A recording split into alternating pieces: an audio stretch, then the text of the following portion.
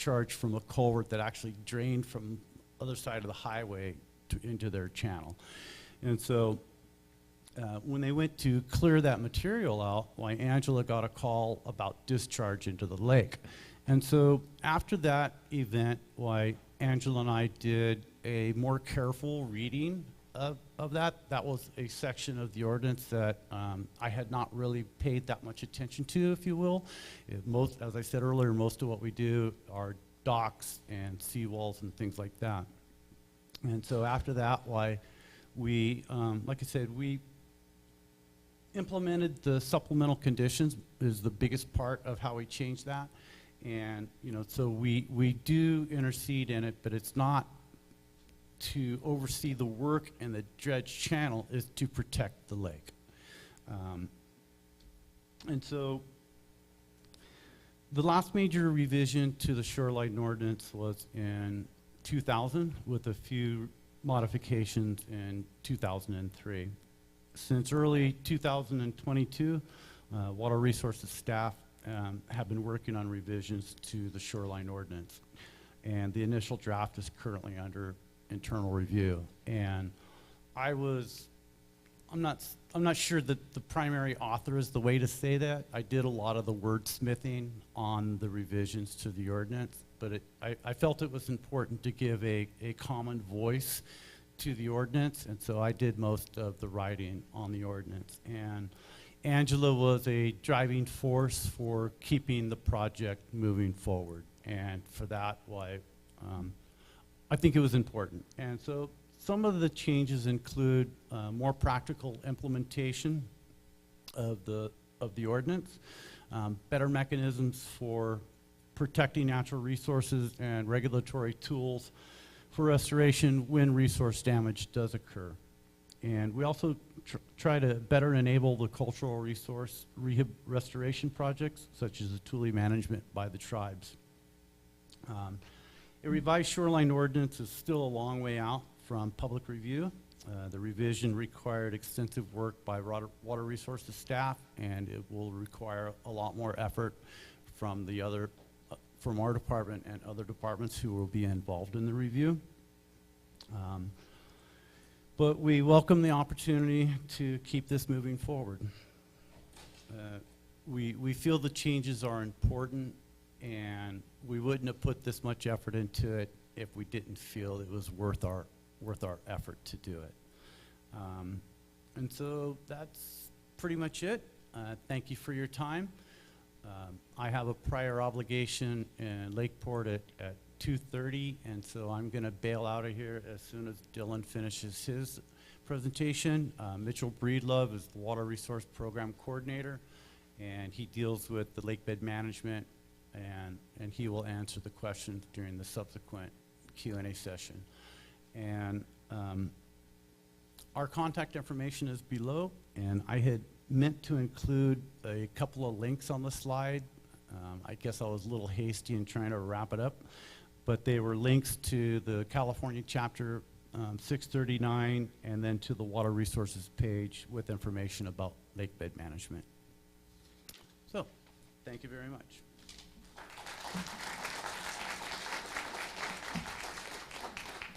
I told you it was short.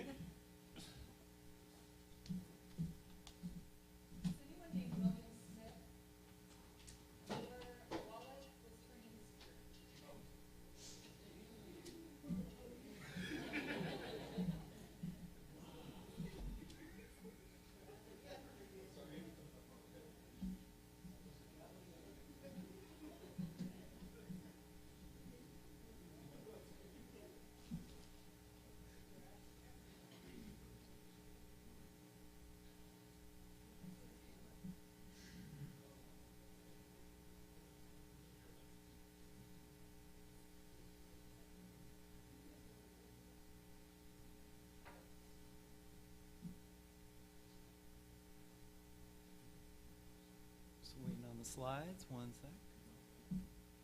There we go. Yes. Okay. Cool. Good afternoon, everybody. My name is Dylan Wood. I'm a Senior Environmental Scientist Supervisor with the California Department of Fish and Wildlife. Can you hear me? Okay. There we go. Can you guys hear me in the back? Great. Okay.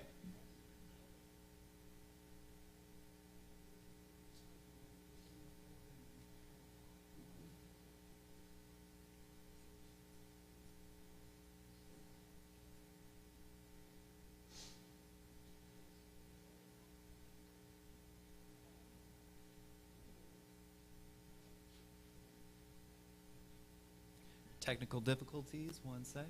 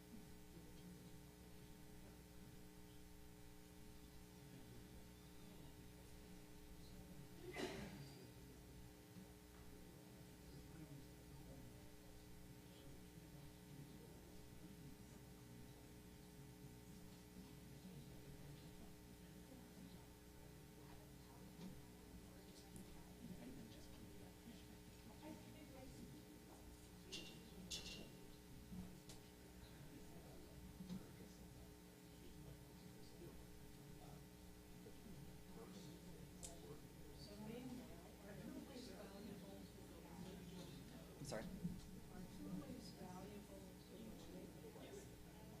Simple answer.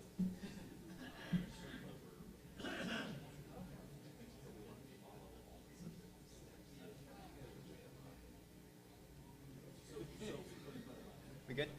Okay. Let's try that again. Good afternoon, everybody. My name is Dylan Wood, Senior Environmental Scientist Supervisor with the Department of Fish and Wildlife. Thank you for joining us this afternoon. Uh-oh. Okay. I think we're good. Never mind. There we go. All right. Sorry about that. So just a brief introduction to the CDFW organizational structure. So we're Region 2. We cover everything from Lake County here on the west side of our region to Lake Tahoe on the east side of our region.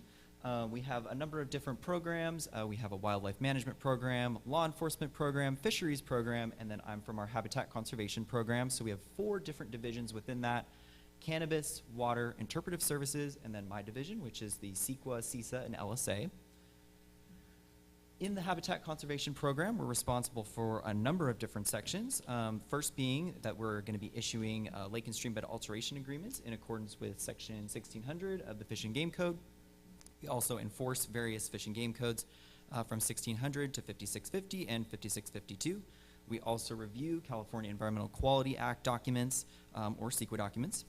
We coordinate with public and private landowners to plan, permit, and implement projects, as Scott alluded to earlier. We respond to emergencies that impact the lake, stream, and other aquatic species and water quality. We work with local, state, and federal agencies to coordinate those permitting efforts. And finally, we coordinate with our internal law enforcement division on violations to develop a notice of violation, or NOV, which initiates the legal remediation process. A little bit more about LSAs, or lake and streambed alterations. Purpose of the section is to protect and conserve fish and wildlife resources of the state of California. Within our code itself, it says that the legislature finds and declares that the protection and conservation of fish and wildlife resources of this state are of utmost public interest. So that's kind of the guiding principle for this entire discussion today.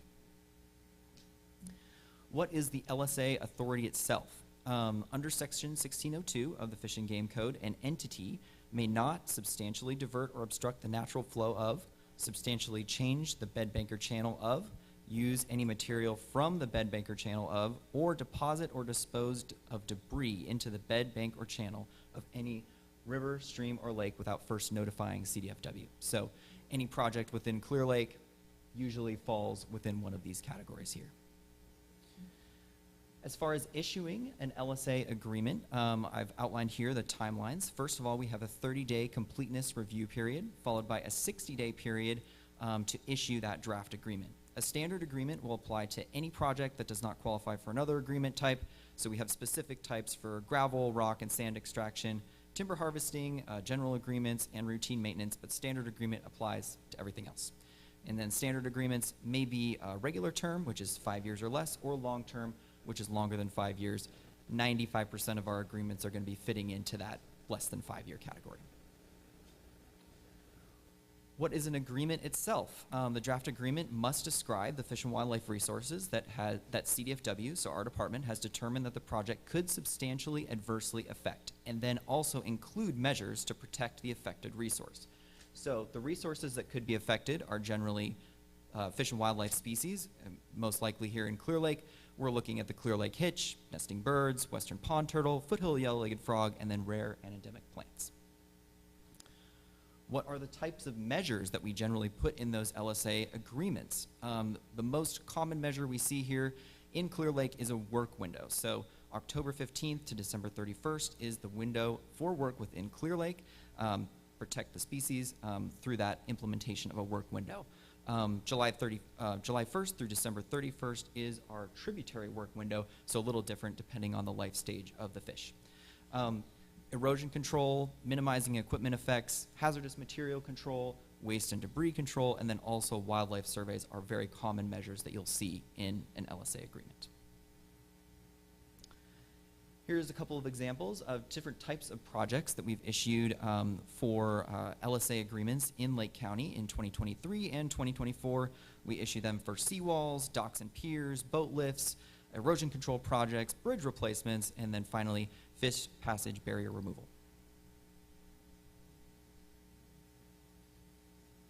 Oops, sorry about that. Permitting enforcement and compliance for LSA. So in 2023 and 2024, we've drafted 2 notice of violation letters, or NOVs, which led to stop work orders and resulting in at least 14 projects coming into compliance. Our law enforcement division, or LED, is currently coordinating on several potential violations throughout the county.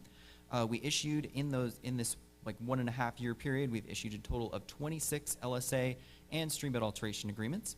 We were also our own permittee for one agreement where we removed a significant fish passage barrier. And then finally, we participate in events like this. We participated in 3 of them over the last 1.5 years to educate the public and help people come into compliance. And then looking at cannabis enforcement as well. So we do permit cannabis. It's the same type of regulatory structure for streambed alteration agreements. We issued 2 self-certification letters for cannabis cultivations within Lake County, limited to existing buildings and municipal water wells. We issued 1 general agreement and 1 LSA agreement, and we also have served several warrant inspections during this period. Going to be transitioning a little bit away from the standard regulatory structure into one of our newer programs, which is called the Cutting the Green Tape program. So the Cutting the Green Tape program allows for restoration, enhancement projects, just things that are generally benefiting fish and wildlife resources to go forward with an express regulatory track. In particular, we issue an exemption through CEQA. It's called the Statutory Exemption for Restoration Permitting. So that statutory exemption, Statutory exemption is a project that is exclusively restoration, but it can have some incidental public benefits, so recreation, transport, things like that, but we're primarily focused on that restoration aspect of things. One of the mandates of this is that the project delivers long-term climate and biodiversity and species recovery benefits. All the construction of the project must be related specifically to restoration. Finally, the lead agency request will come in through CDFW, and then our director needs to sign that. So going all the way from the basic level up to our very top of our department. It generally is a pretty fast process though. So we've had a lot of success with this. We've done approximately 30 of them since this was first implemented in 2021. And the legislature found that it's been a big success, so they extended it from its original expiration date in 2025 to 2030. some of the different types of restoration project take authorizations that we can also implement through this Cutting the Green Tape program. We have a Habitat Restoration Enhancement Act, which combines that CEQA exemption with LSA, CISA permits, and then the Clean Water Act 401. So when a 401 is involved, we can use this express pathway to get the project permitted. We also, through the Cutting the Green Tape program, will issue what's called a Restoration Management Permit, which is a consolidated take authorization for both state-listed and fully protected species, so that's state only. And then Restoration Consistency Determination, also implemented through that same program, which is for both state and federally listed species at the same time. So that allows projects that have these benefits to the environment, restoration projects, to move forward with this express pathway, cutting the green tape, getting us out of the way of stopping these important projects. And that concludes the formal portion of my presentation today. I've added some contact information here. If you'd like more information on our LSA program itself, you can reach out to any of these email addresses. We also have a dedicated restoration coordinator for those Cutting the Green Tape projects, Kaylee, she's listed here.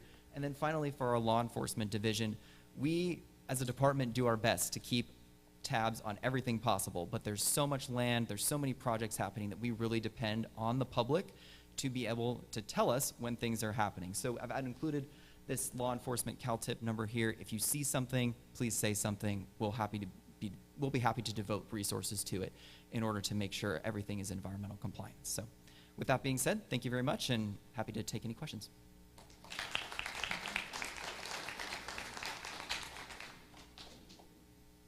We can also welcome Scott back to the stage, who is happy to take questions as well, just in case our second session goes a little bit long and we don't have time for that full panel Q&A. But please feel free to come up to the microphone, and if anyone wants the microphone brought to them, just let me know.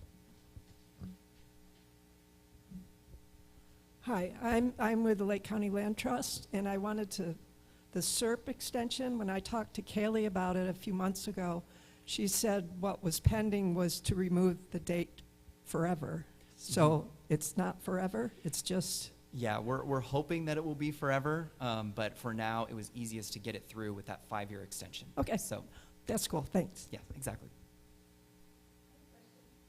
Please. Are there any exemptions to the time frame? The reason why I ask is my dock is one of them that was damaged 2 years ago. I just got my permit from the city. They said that the barge could not come in until October. Mm-hmm. The problem that I'm having is the water is going out very fast. So the barge is not going to get in there. So is there a way around that time frame? Yeah, so... Can you repeat the question since she didn't come up to the mic? Yes. So the question was, is there an exemption from the time frame, specifically the work window? Is that what you're referring to, the October 15th through December 31st? Yeah. So within our LSA permits, we always have what's called a work period modification measure, which allows for individual consultation depending on project site conditions. So if there is water in the project area and we want to make sure that that project is done before October 15th, we're able to do a survey for you, determine if there are Clear Lake hitch present within the area, and then allow you to proceed if there aren't Clear Lake hitch present. You can call us directly and we can coordinate that for you. Yeah, absolutely.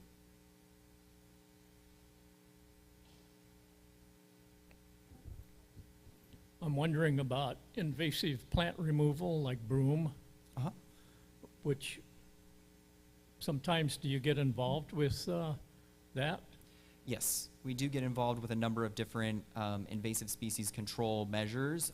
So usually if the project is extensive enough as far as invasive species controls, then it would apply to these regulatory structures and we'll be involved directly with the permitting approach.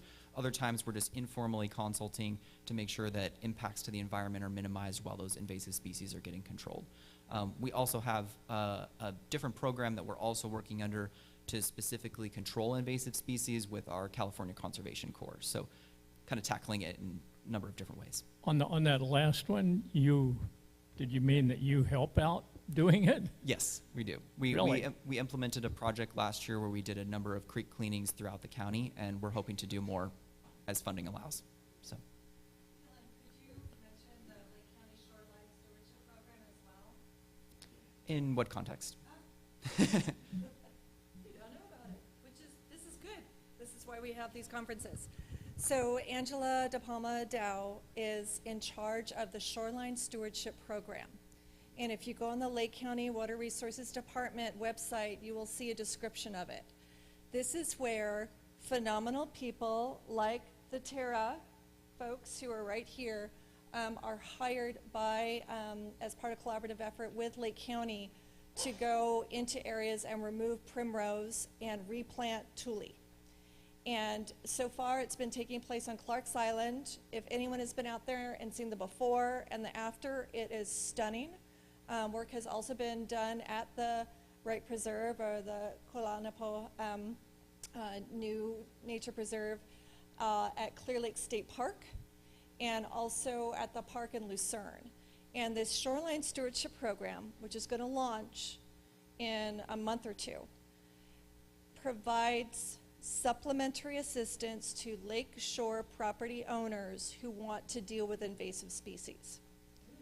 Specifically, creeping water primrose, but also other invasive species. If you want to get some immediate information on that, track down Angela during this conference, or give her a call after the symposium and get your name on the list, because it's a very special opportunity, and we will be sure and send all the materials to you as well, Dylan, so that we can work together, because I could see some real synergies with that. Yes, absolutely. That's something we're very supportive of.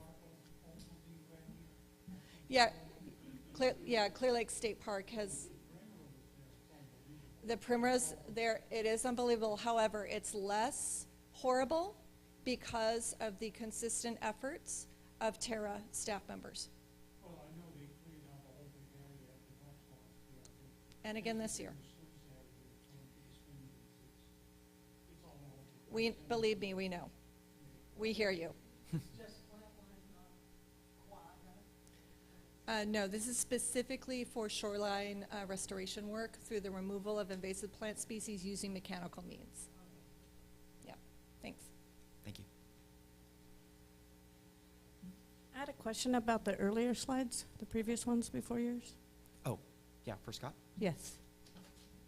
So my question was, is that the ordinance is being changed currently to include tule management by tribes? Can I say that I'm really hard of hearing? Probably deaf is the way to express that. And so you'll need to speak up, speak clearly. Sorry? The ordinance Yeah. for the new changes that are being presented to include tule management with tribes?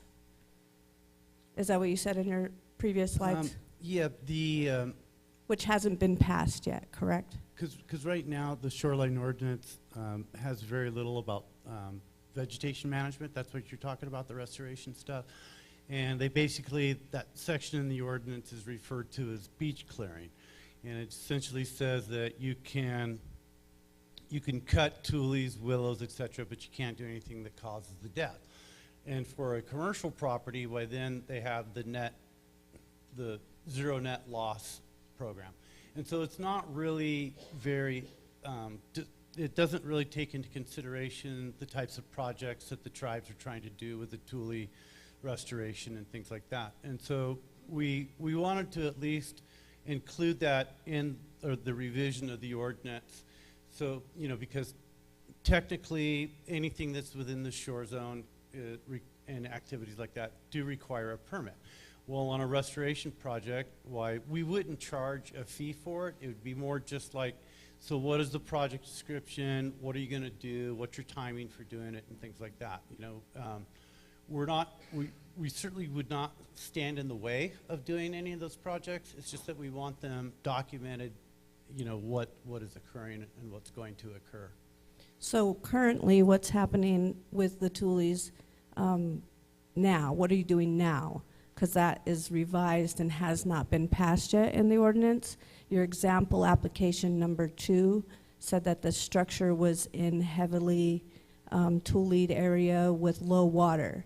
So when you go to restore a structure, I'm assuming it's a dock. And like I said, What do you do with the tules? Do you remove them? Do you offer some replanting some plug pulling? Well, in areas where there's tules that are going to be displaced on a lake bed project, why typically they would be required to replant an equal amount or more to replace what was displaced. And, you know, some properties it's almost impractical to try to replant on that because there's so many tules there. And in that situation like that, it would be better to use the effort to plant it in an area in a restoration type project versus planting it on a parcel that is already fully involved with tules.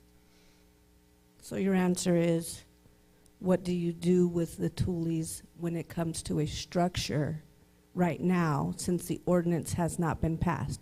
Are you just disposing of them, or are you offering the tribes to come in and remove and replant? The whole At this time. Mitigation part of it, if you know, restoration and whatnot, is fairly new Okay. to our processes, Okay. if you will. And certainly with the listing of the hitch, you know, the listing of the hitch was we weren't really sure how to approach the problem. I won't say the problem, you know, having to incorporate the hitch protection into our permitting process.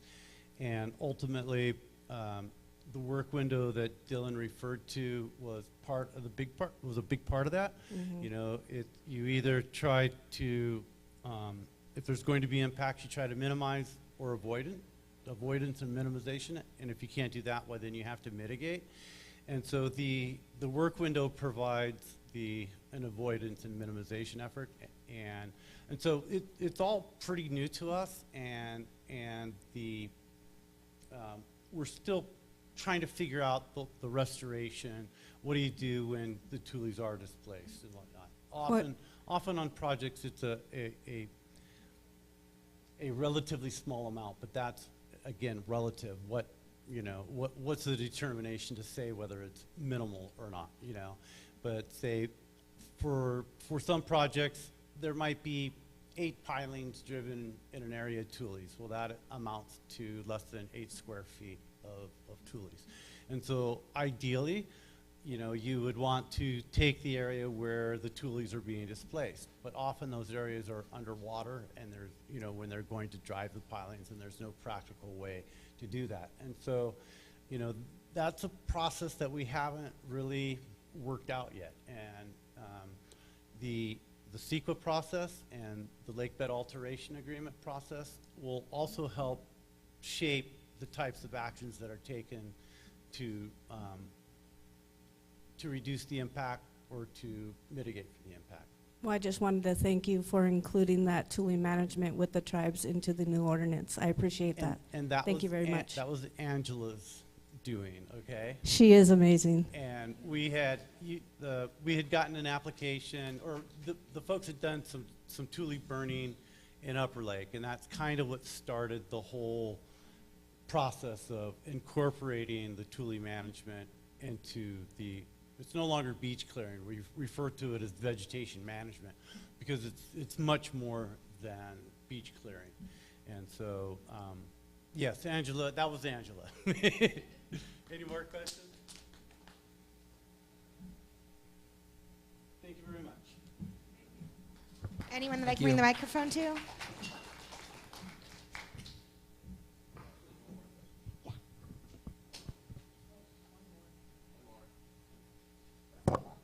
Mainly because I got the microphone.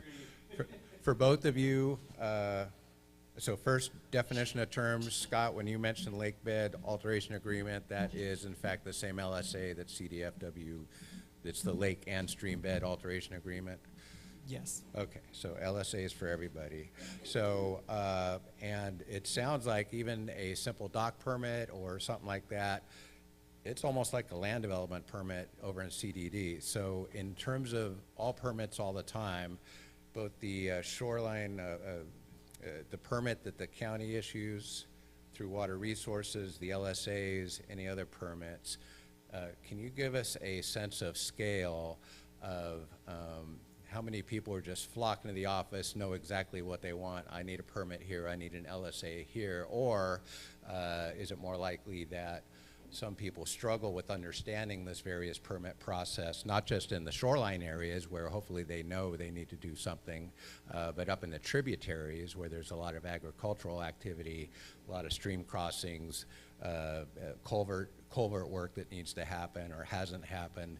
How much of what you're encountering is proactive permit acquisition, and how much are people catching up, having started a project and then got tagged and said, you need to do something before you continue doing what you're doing? Can you give us a sense of scale of how many permits you're doing in a given year, and how many of them are proactive and how many of them are retroactive or fix it?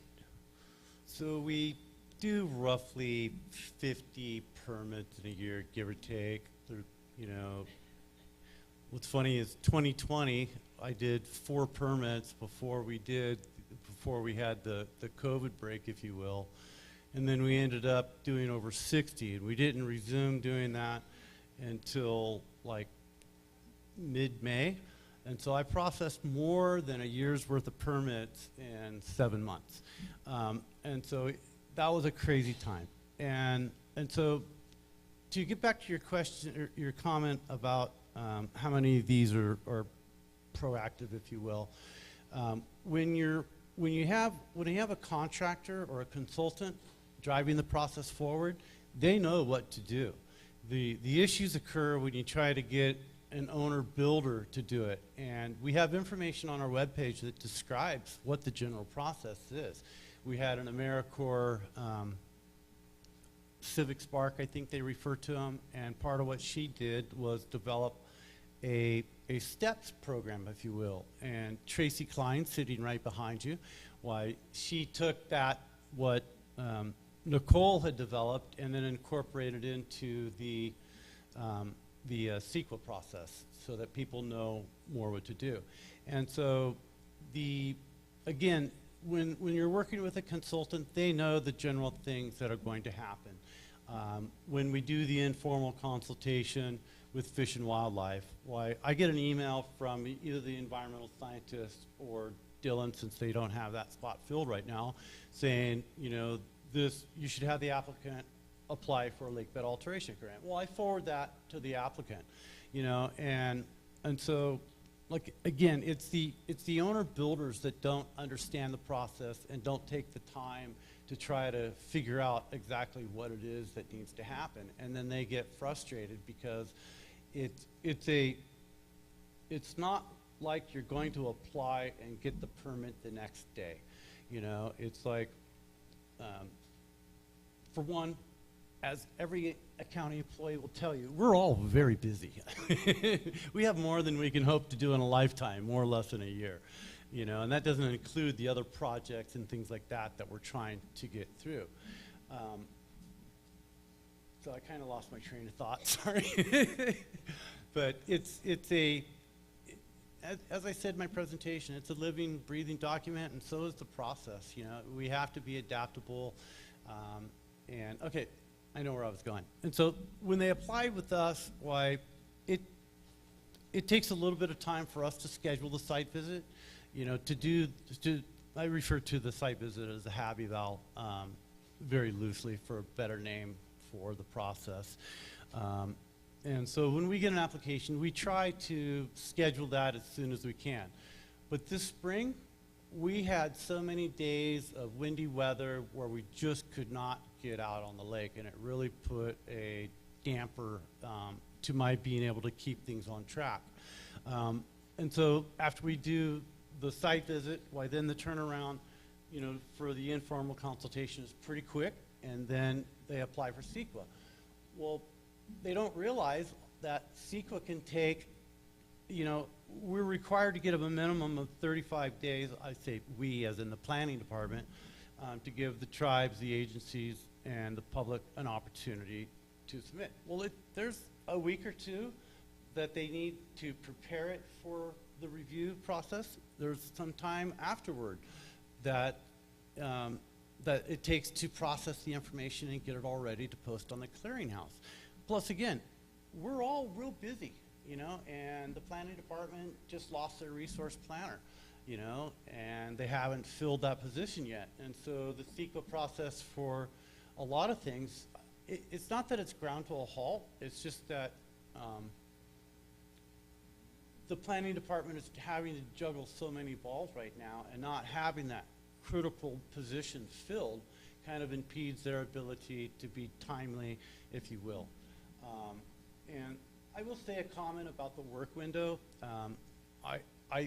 It's been an awkward transition in some respects, and I certainly understand and appreciate what they're trying to do. However, from a contractor's perspective, they're now working in a time period where there's often low water and they can't really access the project site, or it's at a time when you have storms and bad weather. And so they're trying to be out there doing work in their barges in inclement weather. And so it kind of makes it really difficult for the contractors to do so much work in such a limited period of time, in a period where the conditions aren't necessarily ideal for the kind of work that they're doing. And so that's where we're at. And I truly need to run.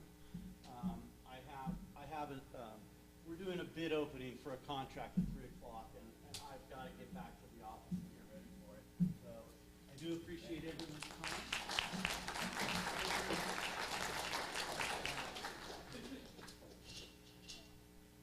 Well, thanks everyone, and I think we have maybe a little bit less than a 30-minute break, so we'll restart with the second half of our panel right at 2:30. Thanks all.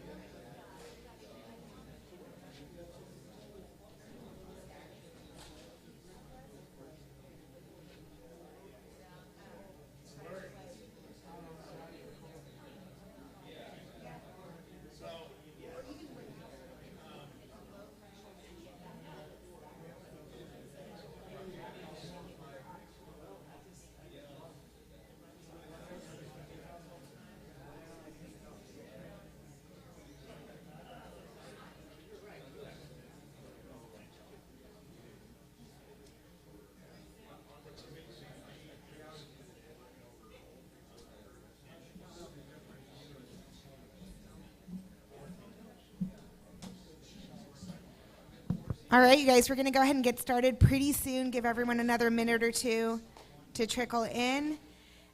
And then just like our first half, there will be no punishment for coming closer and filling up this front a little bit.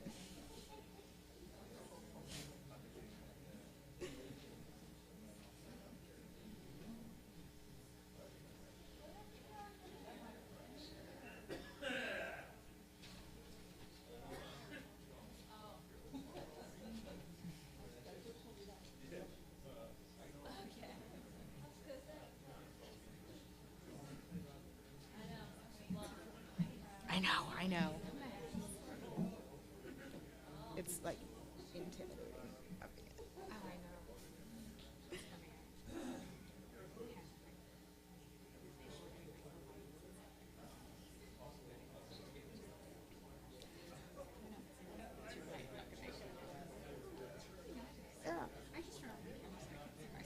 Yeah. Yep.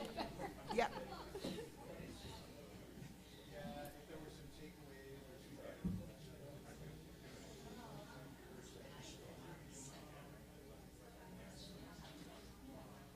All right, 1 minute warning before we're going to get going.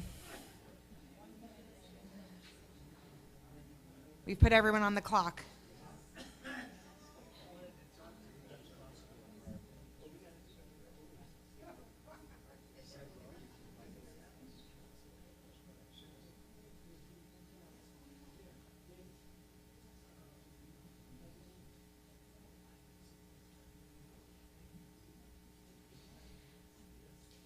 All right, well, thank you everyone for joining us for the second half of our Permitting 101 session. Again, my name is Corinne Lytle-Bonine. I'm the Permitting Director with AES. And again, anyone in the back who wants to move forward, we do want this to be as interactive as we can make it.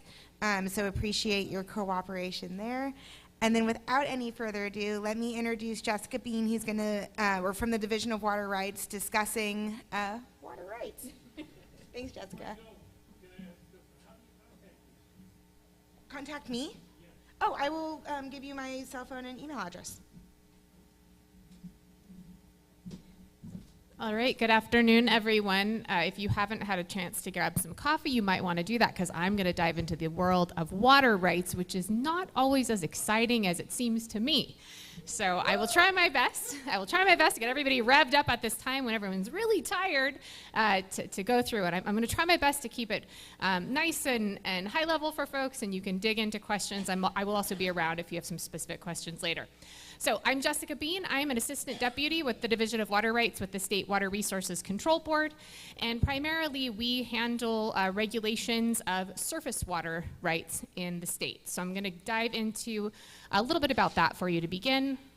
Here we go. Okay, so California water is cannot be owned by an individual. It is a collective ownership by the people of California, but an individual can get a right to use that water. And so a water right is the legal right to use water for a beneficial purpose. So you'll hear things like beneficial purpose or beneficial uses if you ever spend a lot of time in the water rights world. And basically that just means you have to use the water for something that is not wasteful. And there is a huge diverse amount of beneficial uses. It could be for drinking water, it could be for recreational purposes, it could be for agriculture, industry. There's a lot of different things. So you have to be putting that water to a beneficial use. So there's also a number of water rights in California, and I'm going to go over two that are the primary ones that, that my agency, the State Water Board, regulates. And it's going to get a little confusing, so I'm going to try my best to keep it straightforward for you. So the first type of water right is called a riparian water right. And this has to do with ownership of land that touches a body of water. So if a landowner has a piece of property that touches a river, for example, they have the right to use a portion of the water that flows past that property on that property. And there's some limitations on that. So a riparian right, that water has to be, again, used on the property. It can't be put on another property. It can't be stored and used for something later. It has to be used right at that point. And riparians share that natural flow with other landowners, so other folks that have riparian rights, so they're sharing that water. And a lot of this concept, this system, comes out of eastern states and Europe, where frankly they have a lot of water and they're really not as worried about distributing the water. And so this is something that can change from year to year. If you have more water one year, there might be more riparian water available. If you have a drier year, there's probably less water available. So the other kind of water right that we primarily deal with in California is called an appropriative water right. And this is something you may have heard of when you hear about the gold rush. And that's really where it started, when settlers came in and they basically posted a sign on a tree saying, I'm claiming this water. And it's based on a system of what we call first in time, first in right, which basically says whoever claimed it first gets it. I'm sure you can see that can be problematic. Particularly since there were a number of people that were not allowed to do it at that time. And that's something that our state is having to work through right now. Unfortunately, or fortunately, depending on who you talk with, this is a system that we're dealing with right now. So we're working within the confines of this as I walk through the rest of this presentation. So this idea of appropriative water rights is what happens in Western states. And so all of the other Western states work with appropriative. California, we work with riparian and appropriative, and then we make it more complicated because we have pre-1914 appropriative rights.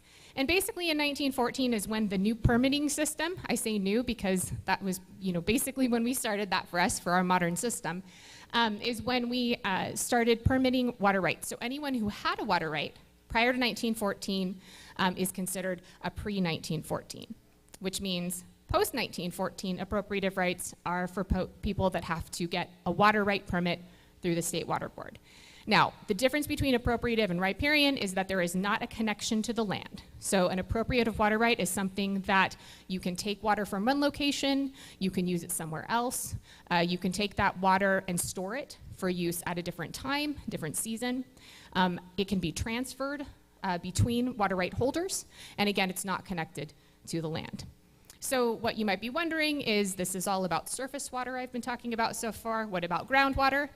We do have more rights in California. We have overlying groundwater rights. Now, generally speaking, my agency, the State Water Board, does not regulate groundwater. There are some situations where that happens, and I'll talk about one of those situations a little later, but generally speaking, groundwater was unregulated in California until 2014 with the Sustainable Groundwater Management Act.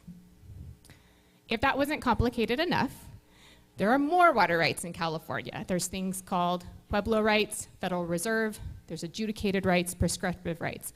I'm not going to go into these, but I just want to lay out kind of what we're dealing with here when you're talking about authorities and why it might be very complex and confusing to figure out who is responsible for the different types of rights within California.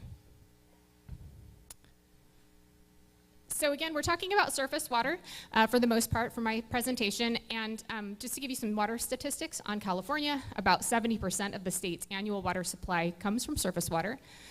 In drought years, this can go down to 30%, which is a pretty huge swing. Typically, the remainder of that is made up with groundwater. There are about 40,000 surface water rights within the state and about 20,000 water right holders.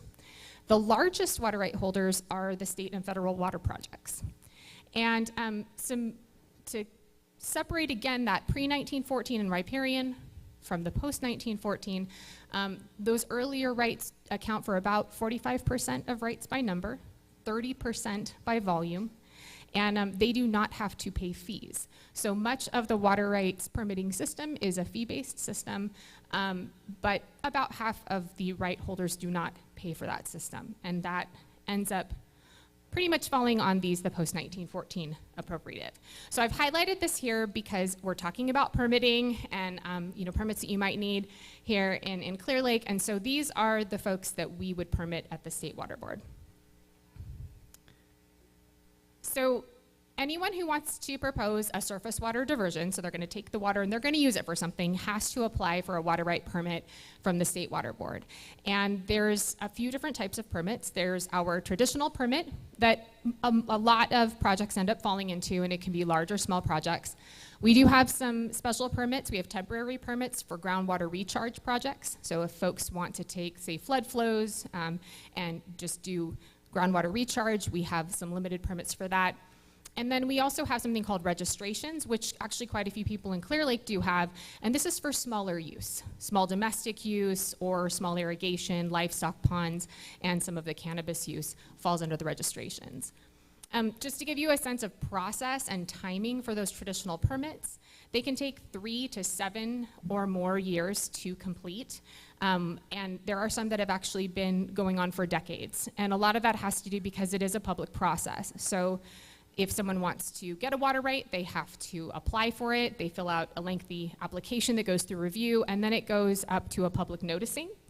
And folks that are in the watershed can protest, and they can go back and forth for a long time to work out the logistics of, should this water right be granted? Because you have to look at, are there environmental needs going on? Are there other people with water rights that could be impacted by the issuance of this? So it can take a long time to do that through a water availability analysis, and then I put environmental review, and that's really just compliance with the CEQA process.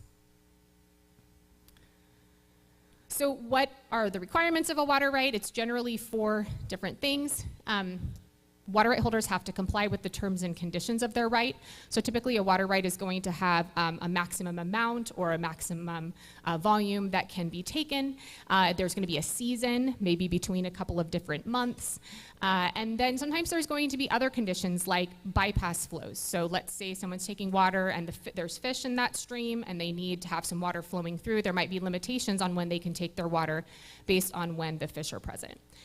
They have to pay fees if it's required, and then they need to report their monthly surface water diversions once a year in something called an annual water use report.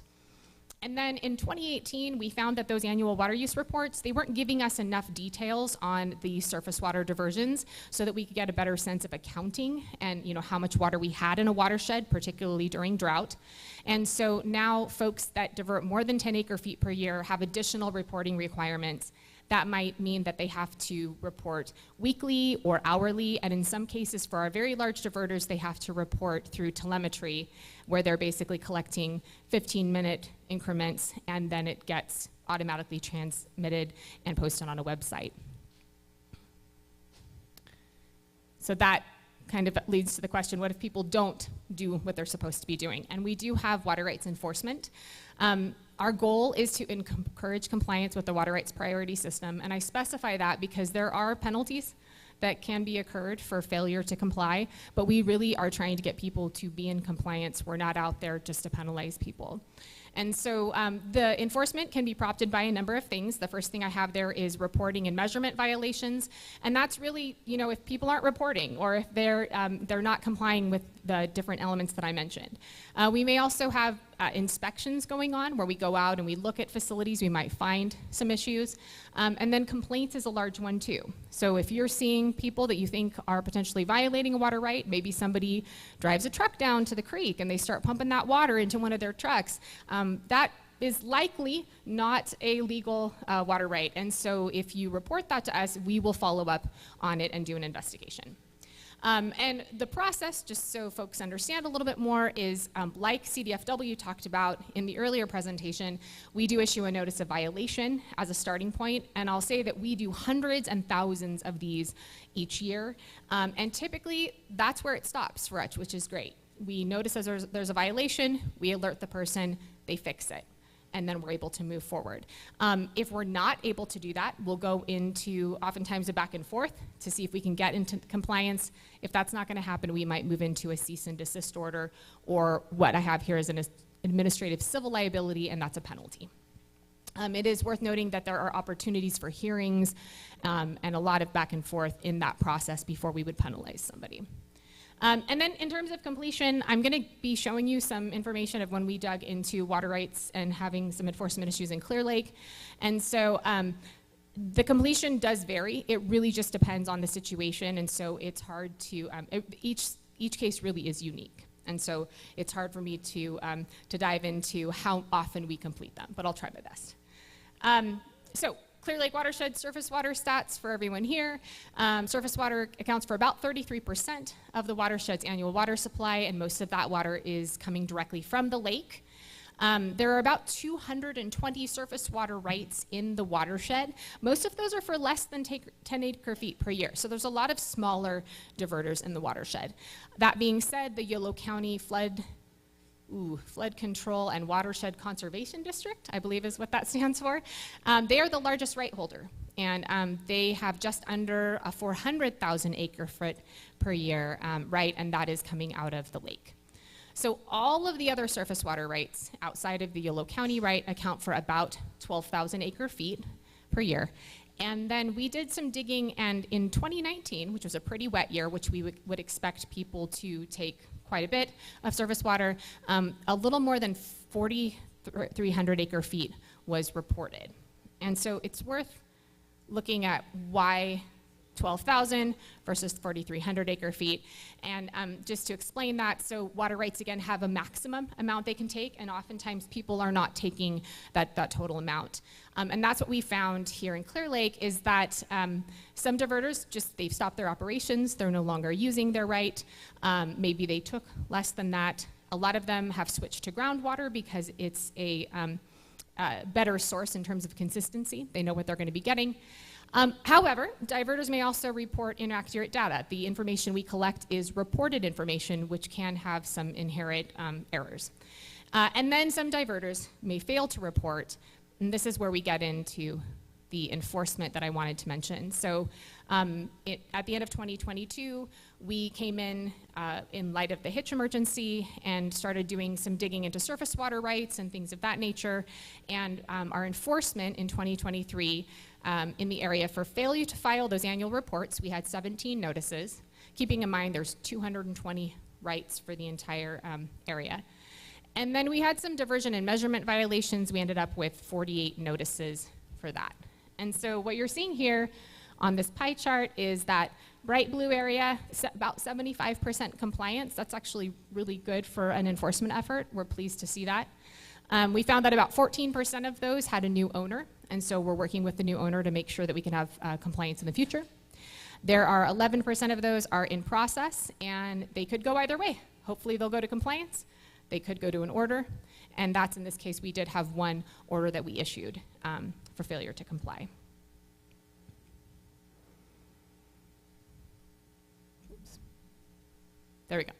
Okay, I'm gonna switch over because I did mention earlier that for the most part we regulate surface water, but there are some occasions where we can regulate groundwater.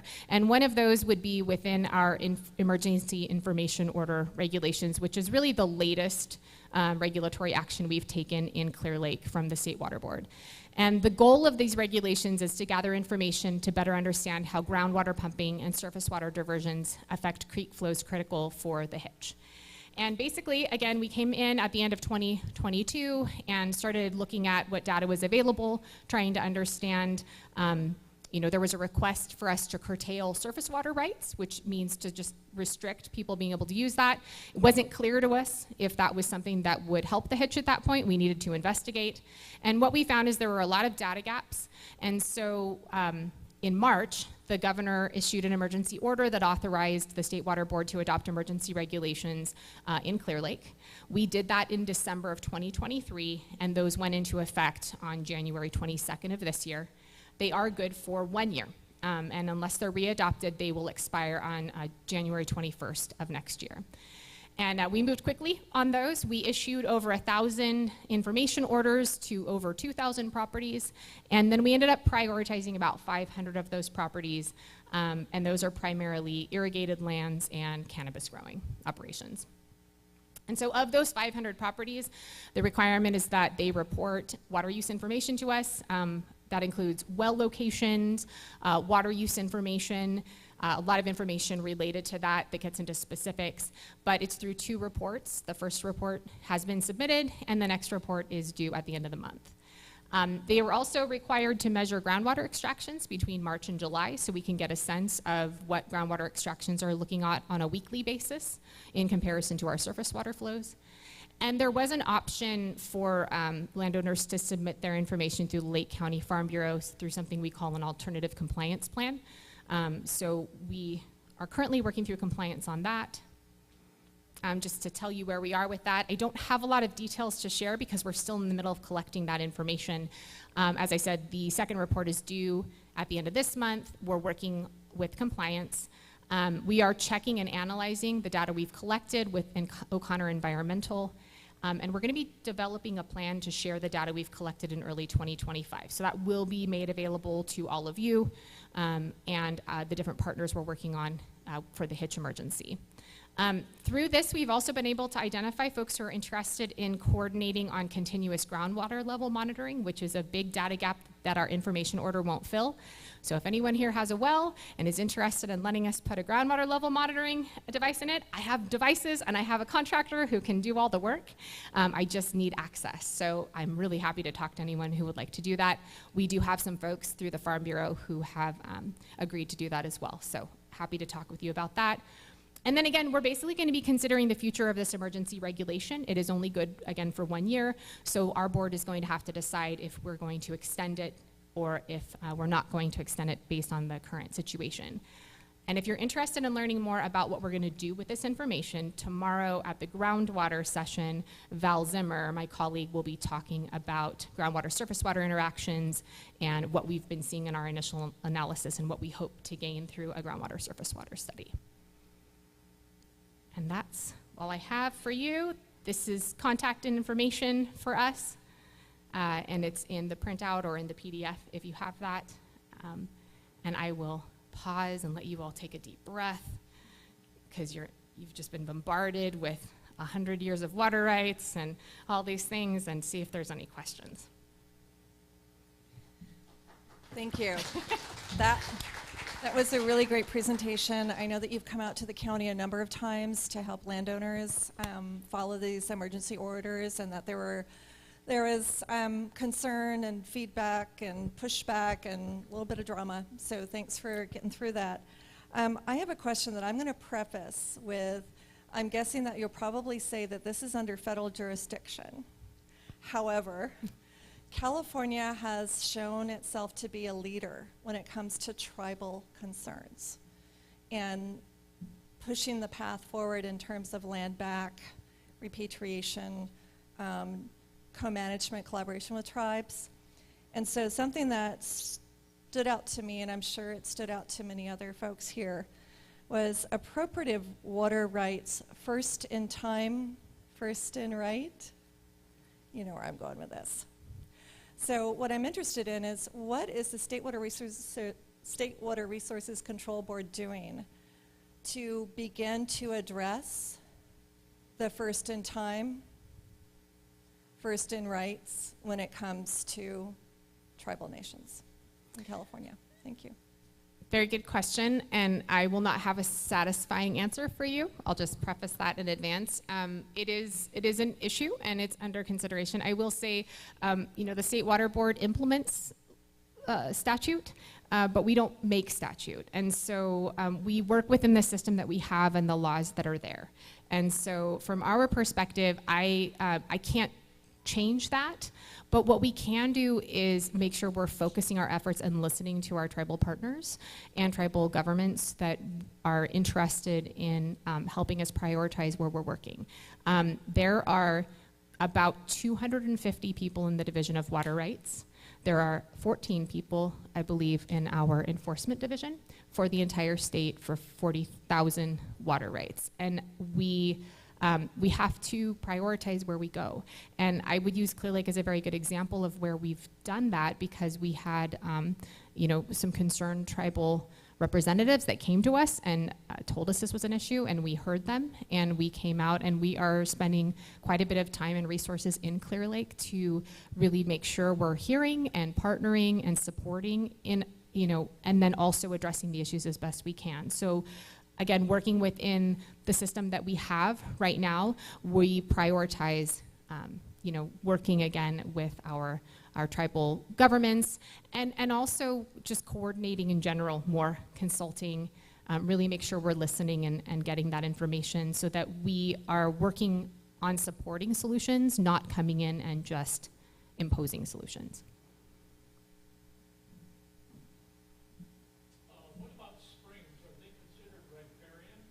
What about springs? Springs depend on where they originate and where they end.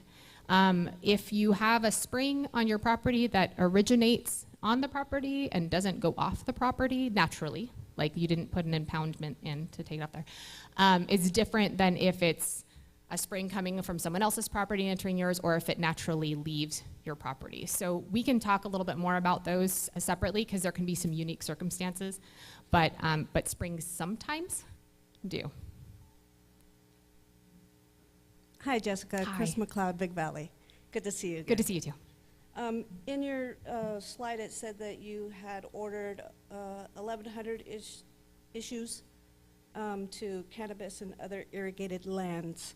Would you say that the majority of the other irrigated lands was vineyards? Since that's the majority. Oh, that's a of good what's question. being grown now. You know, I hesitate to say, I mean, we know that vineyards are a large part of agriculture in Lake County, but there's also deciduous nuts, you know, walnuts, a lot of walnuts, and fruit trees as well. So I don't know, honestly, exactly what the ag land was on each of those. Okay. Part of that I'd have to go back and get more details on. But yeah. vineyard owners are as well not complying with the order. That's why they were issued these notices. Is that correct? Did you say they're not complying? Hadn't. That's why the order was issued. Oh, no. Sorry, the order, I'm sorry, I don't know what's going on with the PowerPoint. It's going a little nuts. No, the orders did not have to do with compliance. So folks did not receive orders because they were out of compliance for that 1,100. That had to do with us issuing orders to gain information. So the information order regulation was just to collect information that we didn't have. So They weren't reporting. Well, they don't have to. So groundwater, folks who have groundwater wells, there's not a requirement that they measure and they report, and there's a lot of confusion over groundwater because it's regulated by a bunch of different folks, you know, in terms of well locations and groundwater sustainability agencies. But we just didn't know where the wells were, and we also didn't know what folks were actually extracting from the wells. So we issued the order so people would report to us. It's new. It hadn't been required before Right. that. Yeah. Okay, thank you. Absolutely.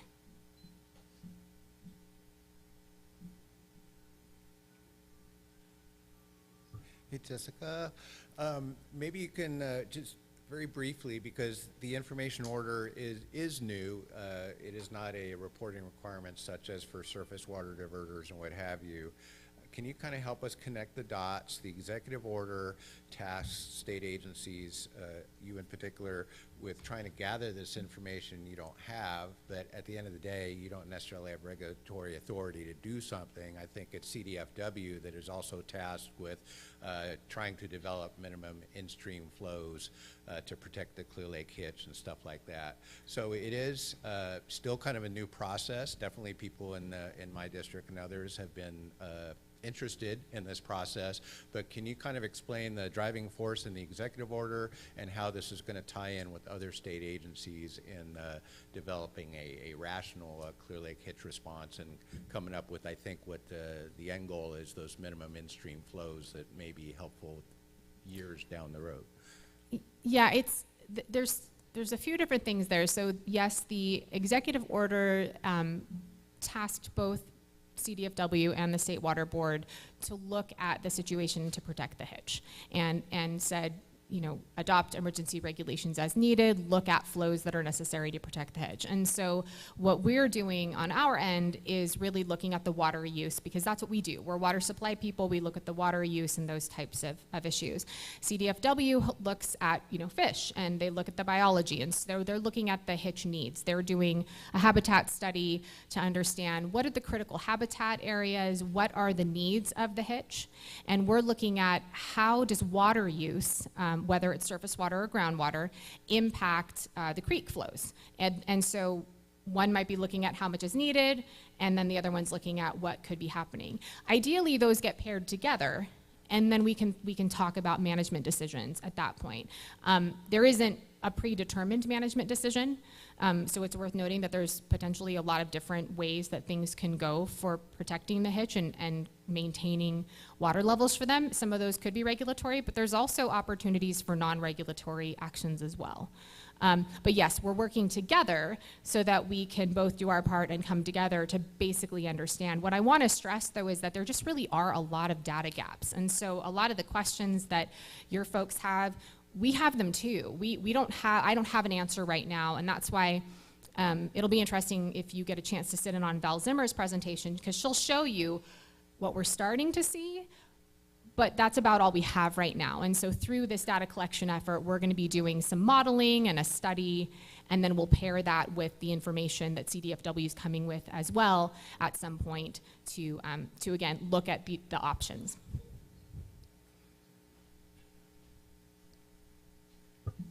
Good afternoon. My name is Kate Schmidt-Hopper. My question is a little bit of a macro question, since I know you're dealing specifically with Lake County and with Clear Lake specifically.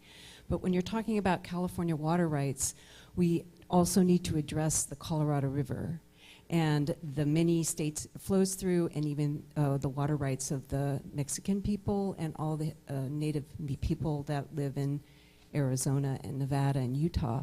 So what can you give us as an update on the negotiations that are taking place for the water rights of the Diné people? Thank you. That is a very good question, and unfortunately I cannot give you an update because I am not part of that process, but I'm more than happy to give you my contact information and we can follow up separately and I can get you in touch with the right people. Sintama, Nicole Anna, Round Valley K Anna. My name is Nicole Whipple. I'm a member of the Round Valley Indian Tribes, and I am here with our Tribal Eco Restoration crew. My question is around the California water rights. I would like to thank the board for acknowledging traditional ecological knowledge as best science as well as tribal beneficial uses. I'm curious, my question is, how do California water rights and the area apply these tribal beneficial uses, and are the hitch included in that designation? I'm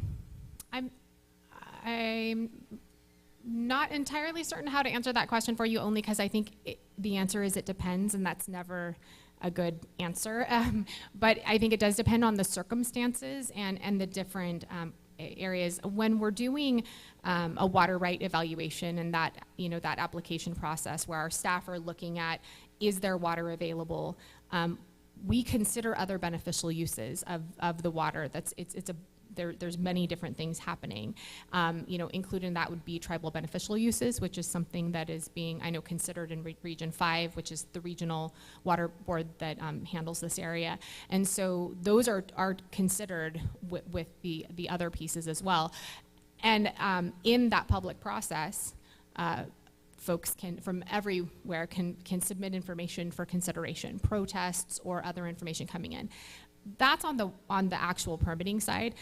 The Division of Water Rights does a lot of other work as well that I didn't get into, and we don't have a lot of time, and I promise I'll just wrap this up because I know we're at the end. But there are a lot of different areas, and I would say if you have a chance at some point, and I'm absolutely happy to chat with you more too, is maybe to talk to Sarah Ryan, or I saw Luis in here, and Daniela. We've been working really closely on this project in particular for the Clear Lake Hitch, and it kind of gives more of a sense, I think, of how we do use the tribal ecological knowledge and just in general coordination, so that we make sure that we're getting that information. So again, sorry to have to cut you off, but I'm also happy to chat more if you're interested.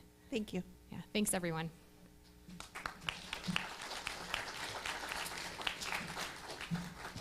Big thanks to Jessica for her presentation and the Q&A afterwards. And going right into our next presentation, I'd like to welcome Robert to the stage to, in a perfect segue, discuss tribal consultation.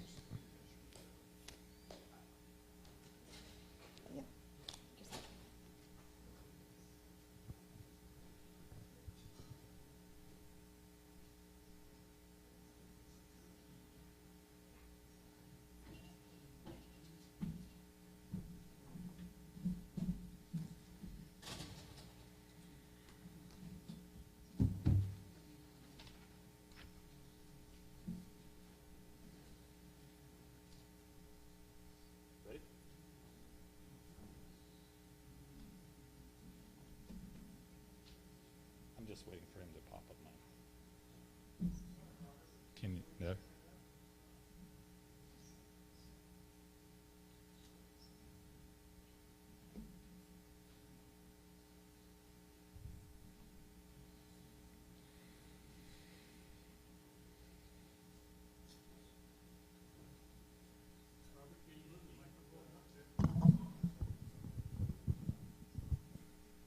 Okay.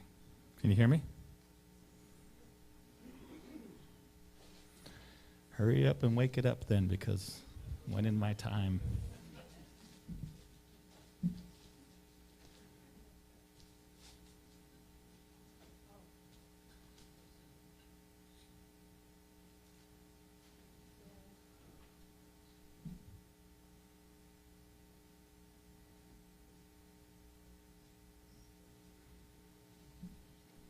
I have it on a flash just in case if you need it. I know you weren't here before, but we've had persistent difficulties with the system here, and so what other speakers have done has just gone into their talks, and we apologize for that. Okay, I mean, but I have it on a flash if that will make it.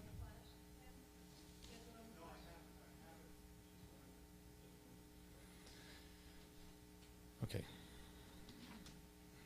All right, hekate mai ochkate kem tilwichin Robert Gary hake lembak tawal kit habematol tip. How are all of you today? My name is Robert Gary. I'm from Alem, which is on the southern part of the lake, and I work for Habematol, which is, you know, a little bit up the road here, and I'm their Tribal Historic Preservation Officer and also Director of Cultural Resources, and I'm also the Tribal Historic Preservation Officer designee for the Koi Nation, so for 2 tribes. My presentation today is on understanding tribal consultation, also the sensitivity of Lake County and the area where we're at for the permitting processes, the laws that are actually set into place, and some of the actions that both the counties and tribal communities need to collaborate on in understanding the policies that protect and preserve tribal cultural resources. So,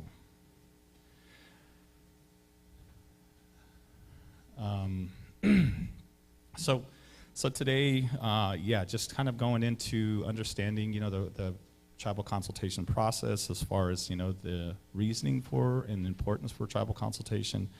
Also, understanding the dynamics, I think, here in Lake County, which is really kind of nowhere else. You have 7 federally recognized tribes that are in the county. All, you know, different individual nations, different individual traditions and cultures and languages. And so with that, it really makes, you know, Lake County itself unique.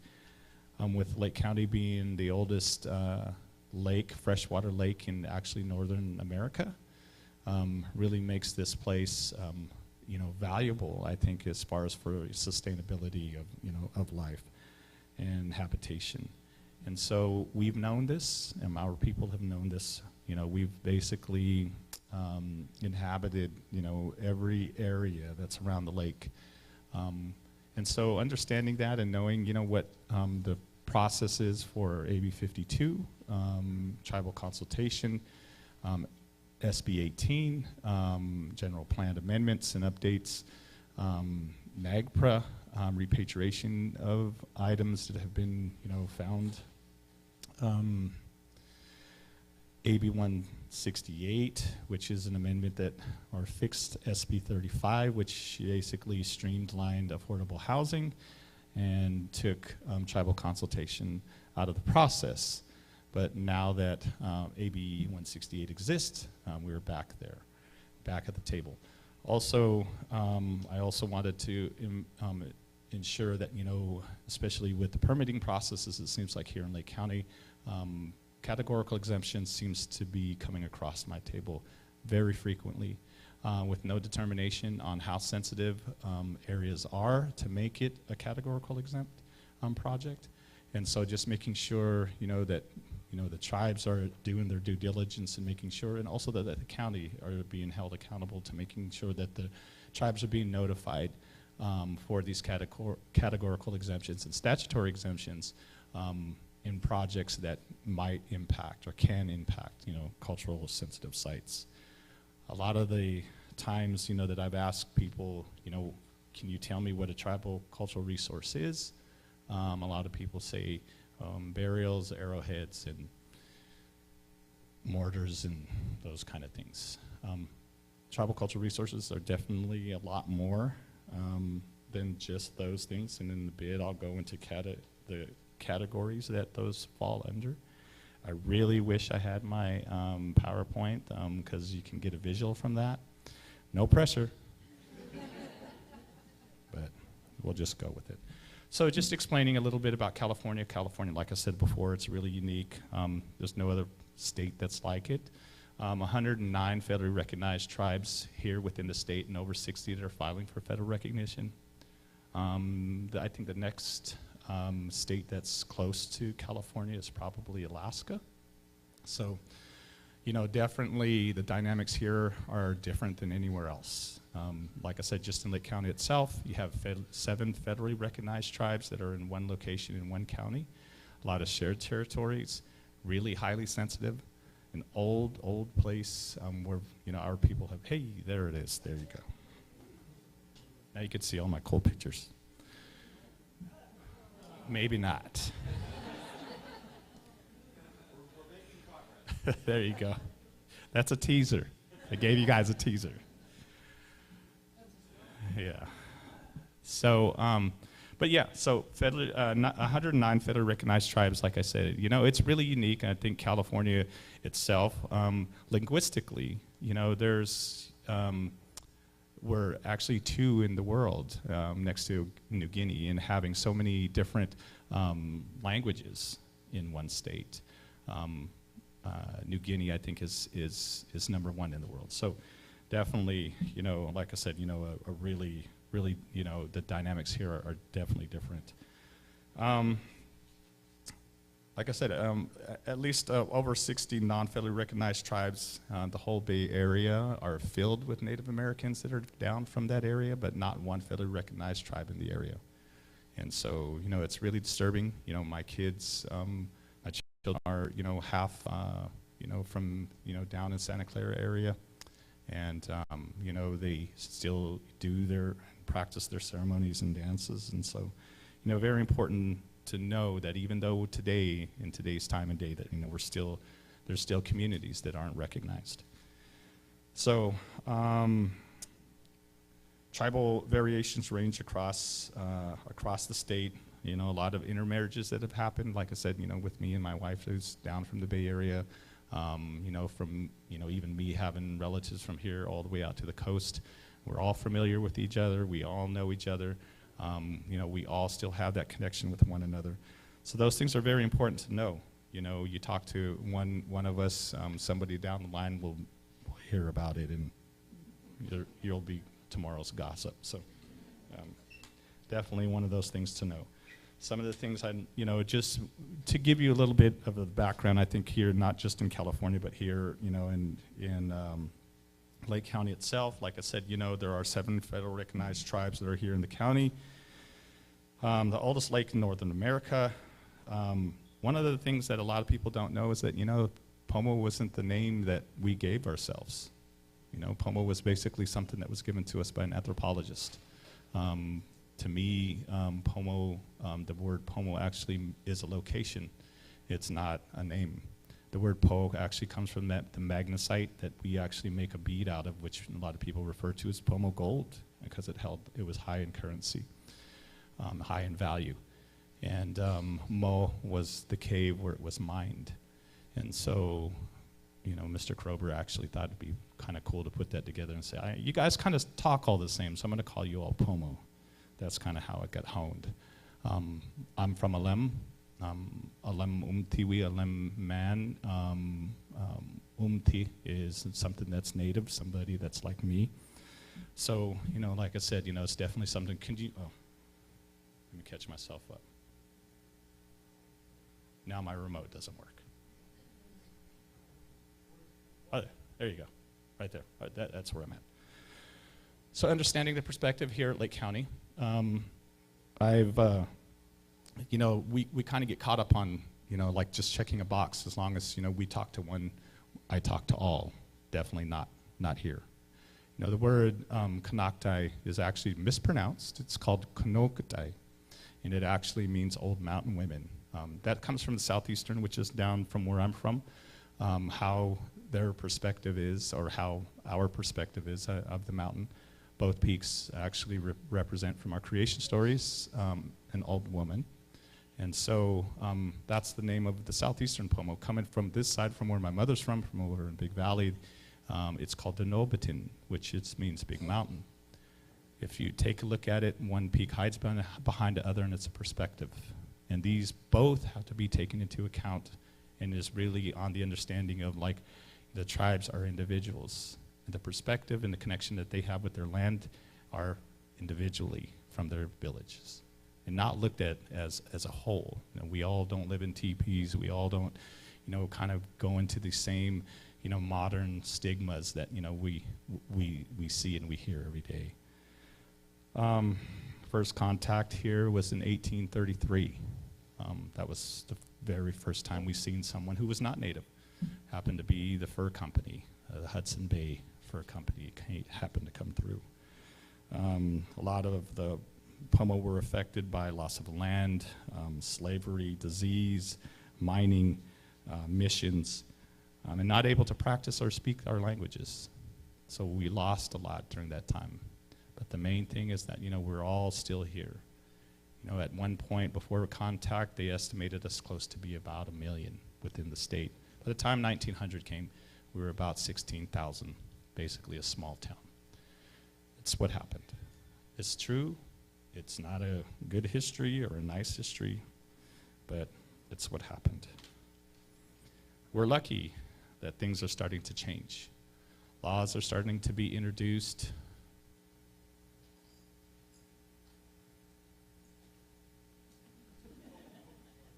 Thank you. Laws are starting to be introduced to be able to protect and preserve what we have left. Some of those laws that are being introduced today, policies are changing consistently to be able to protect and preserve the history of the indigenous people that are from the area. It's not always taken well because it's change. Change is happening. So luckily, I've got the honor to meet, Governor Brown. So today, federal, state, and local laws usually require project environmental impacts to be assessed. So anytime a project that happens, there needs to be an environmental assessment that happens. Tribal cultural resources are a part of the environment. This is something that is by law to make sure that every impact environmentally is assessed, and that there's not going to be any detriment to the community, to the people, and to the history. The parties proposing the project must attempt to find ways to avoid or to mitigate environmental damages before they can proceed. These requirements apply to projects on public land and often apply to projects on private property. This is one of the things to remember. We've been here for a very long time. Because we are in one of the oldest freshwater lakes, or the oldest freshwater lakes in Northern California, we inhabited the area. The land use that we had wasn't just confined to the village that we lived on. We also had land tracts, lineal land tracts. From where I'm from, we actually had families that owned land tracts from the shoreline all the way up into the mountains. And every part of that land tract was used at different times of the year.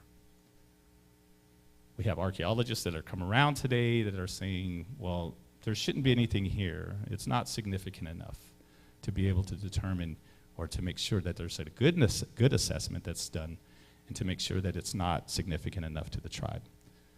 Because of AB 52, now we are at the table to be able to consult about our concerns for projects that can impact those sites.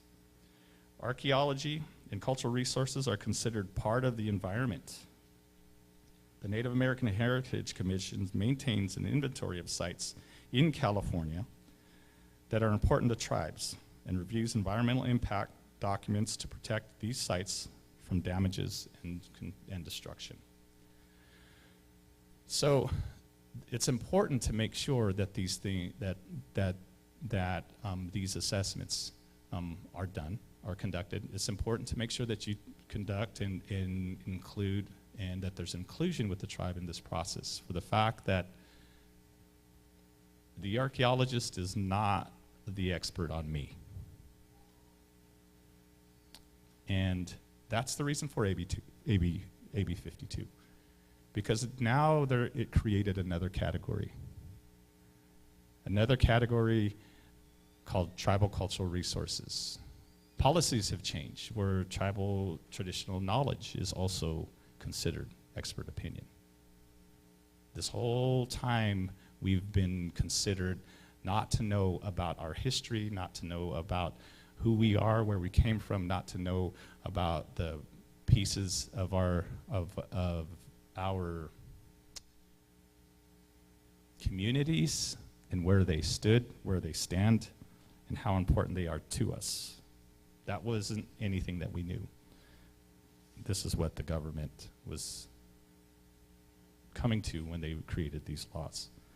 But now things have changed. Times have changed. Next. So over time, they started creating, these laws that have, went into effect and are helping to make things better for us. From 48, 68, 1970, I believe, the CEQA was created. 78, the American Indian Religious Freedom Act. And so I don't want to really tell my age, but, that was enacted in 78. I started actually doing my ceremonies in 75. So for 3 years of my lifetime, I was breaking law. And so it's not that far back, right? 1990, NAGPRA, basically the ability to go and fight for all your ancestral remains, right? Their burial-associated items. This is not that far off. SB 18, 2004, right? Now in the general plan, when things are starting to be assessed as far as for, development, improvements to both communities and cities, we actually get a seat at the table to address our concerns. 2014, AB 52 kicks in. The tribes are also able to address their concerns for projects and developments that happen both in cities and counties. 2020, AB 168, not that far away, right? So just as a little side note, SB 35 actually was approved in 2017. So that means for 3 years, they got to go through without consulting the tribes on these development projects. Just imagine what we lost in 3 years before this amendment happened. So next, can I get you next slide? So the next slide is to go into further detail about what cultural resources are, because a lot of people do not know what tribal cultural resources are. So I'm going to cut it into 4 categories, and so you'll get a better understanding exactly of some of the things that I think the indigenous communities are out there determining on their concerns on how sensitive project areas are, what kind of mitigation measures to actually put into place to protect those. Preservation in place should definitely be at the top and work your way down. Monitoring is really recovery. When we have to send out a monitor, it's actually the worst case scenario because we know impacts are going to happen, and at least we're going to have somebody there to be able to recover those. Ancestral burial associated items, village items, soils, everything that goes along with our community is a part of that. A lot of people don't really know, even understand what midden is. Does anybody know what midden is? Yeah? Guys are all cool people. So for you that don't know, actually midden is oils from your body that actually get absorbed in soil. Living in an area for so many years, you'll be a part of that soil. You'll be a part of that community, that land. And so you're able to actually go into an area and look at the soil to be able to determine whether it's been, if there's been habitation just by the color of soil. So, with more input and investigation as well. So I'm going to explain tribal cultural resources next. So the definition of tribal cultural resources, and this is under section 21047 or 74 under Public Resource Code. So tribal cultural resource, and this is the reason why AB 52 exists. Tribal cultural resources are sites, features, places, cultural landscapes, sacred places, and objects with cultural value to a tribe that are listed or determined to be eligible for a listing in the National or State Register Historical Resources, or listed in local register historic resources, or resources that the lead agency determine in its discretion are cultural resources. So just to know now that there are actually some tribes that are creating their own cultural registries. They're taking inventory of their places. There's more detail to the information that the tribe has, because it's not only getting the scientific information from the Chris Center, which are all the archaeological prehistoric sites that they have registered with the state, but also the information that we have from our elders.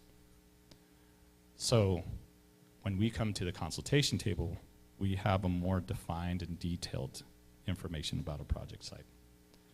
Next. So, number 1, Native American remains and grave-related artifacts are tribal cultural resources. Different type of burials may occur in one area inhabited by the same tribe, especially if it was inhabited over an extended period of time. There are no ways to generalize about the burial practices of Native Californians because it changed, right? From where I was from, originally we would cremate, right? And here is actually a picture from where I'm from, on the island all the way out to the right there was our original cremation place. And then you can see our burial grounds in the forefront. It changed. It changed over time due to survival. Just making sure that, it took a big, huge pyre in order to burn our ancestors a long time ago. When the new settlers came in, and a lot of the horrific things that had happened to not indicate where we were, where our location was, we had to stop. And so our burial practices started.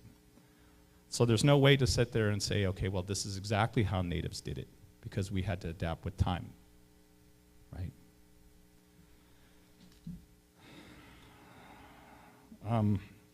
Next. 2, traditional cultural sites. Our villages, campsites, gathering, harvesting areas, quarries, tools, manufacturing areas, rock paintings, carvings areas, and burial grounds. These places are all around us today. Everywhere that you look, especially next to waterways, are definitely sensitive. Anytime a project happens that I know that it's next to a waterway or an area where it looks as if it provides a lot of vegetation, especially medicinal or foods that I know we used, I deem it sensitive. Here you can take a look, and there's a waterway that's down the middle. All of those little dots and the bigger circles that are there, that's not nature, right? That's habitation. Those are all house pits. So when we make determinations and we look at these sensitive areas, this is something that this is the reason why we are at the table, to protect that. My ancestors, my great-grandmothers and grandfathers, uncles and aunts have lived there. There are oils that I talked about that are in the soil. are there. To destroy that is an environmental justice issue. It's taking my history, taking my connection, taking, who I am off of the earth, out of this place. And so this is why it's important.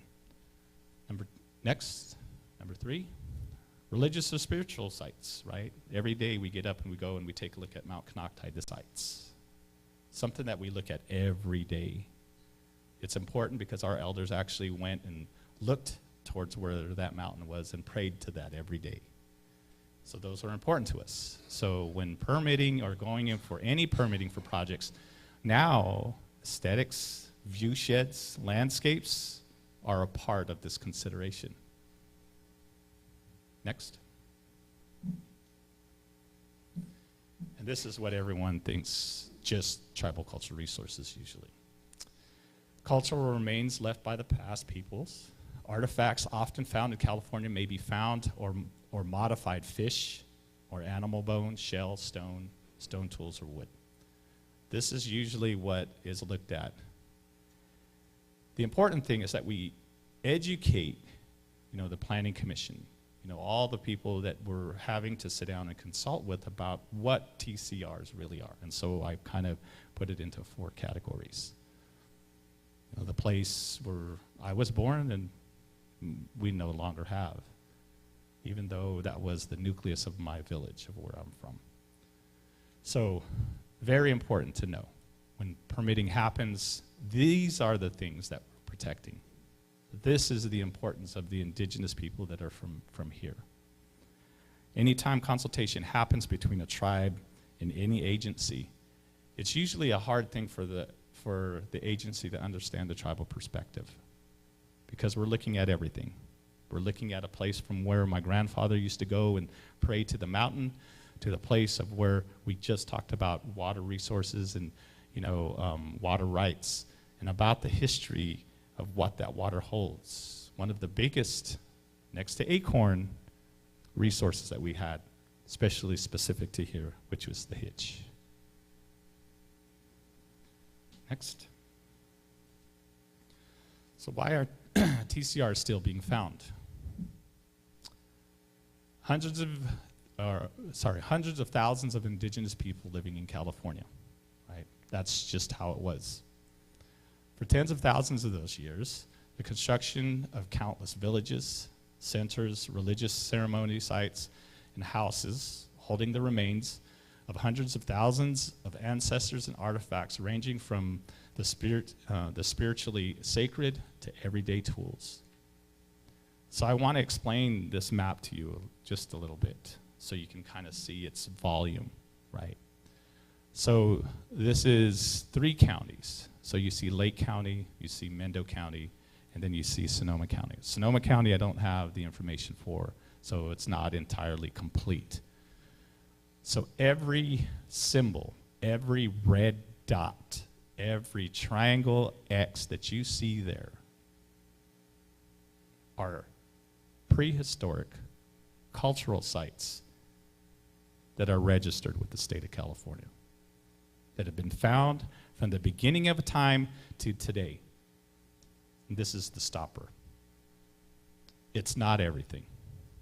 That is only 5% that has been digitized and that has been put into this map. Can you imagine when we get the other 95? So these are the things that are really important to understand, the sensitivity of the area and the place that we live in. Not that, hey, we're saying no to everything. Hey, don't do this.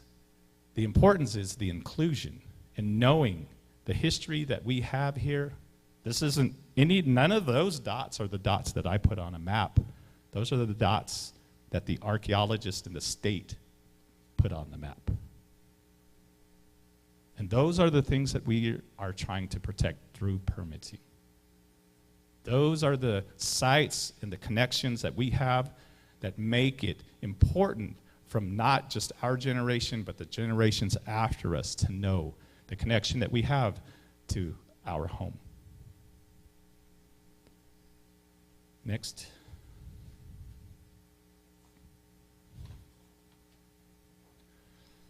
So to know that, you have to understand some of these laws that are set into place. And we think laws that are something that's just followed. There are a lot of municipalities that don't follow law. A lot of municipalities that don't understand law. And so here's where we get to educate each other about that.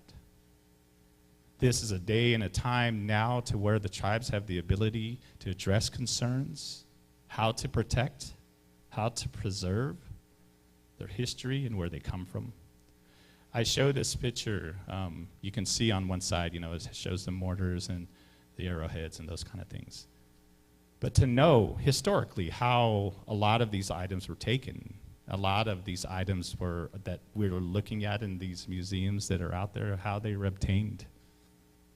This is a picture that was back in 1906, I believe.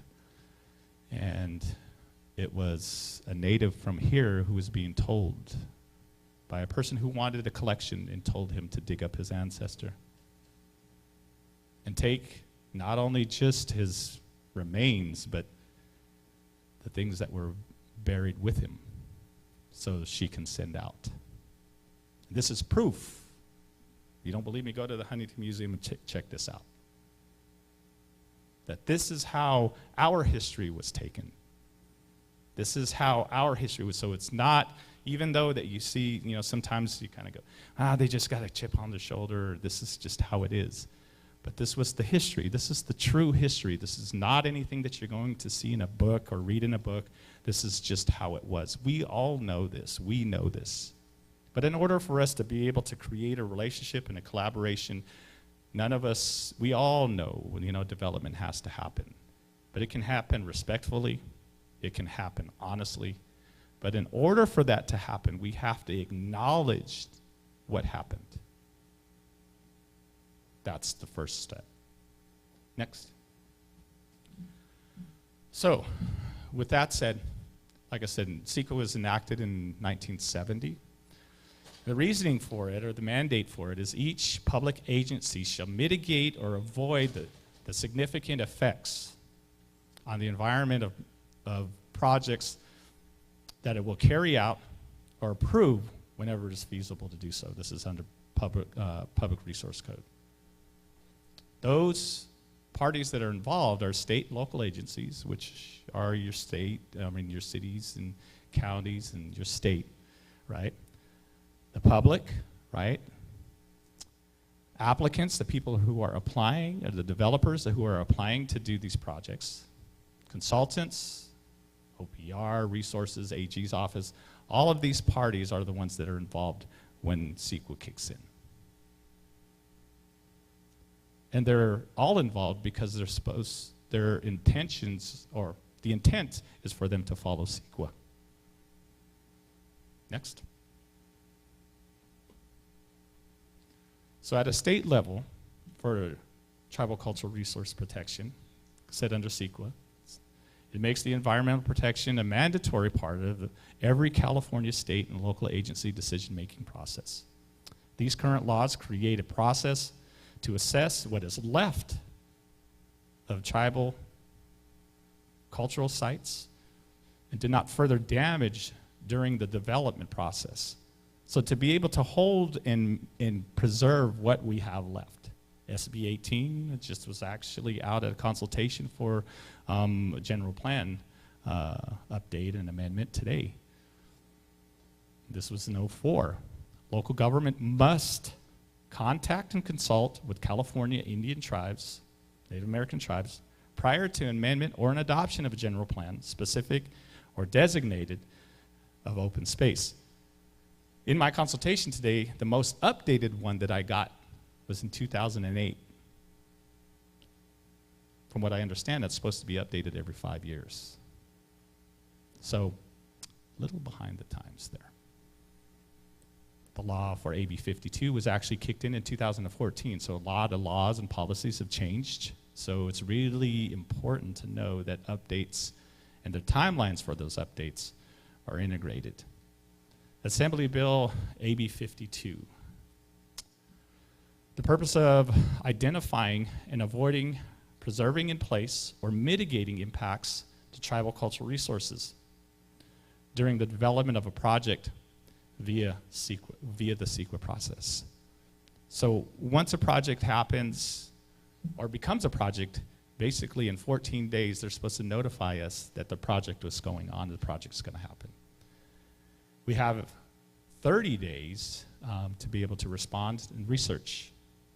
And so we just want to make sure that, you know, preserving and preservation in place, if this is not what we're going to do and this cannot happen, then we need to come up with a plan of how to go forward and still make sure that we protect what we have, whether it's redesign, whether it's, you know, monitoring, whether it's, you know, whatever it is, to be able to come up with a plan.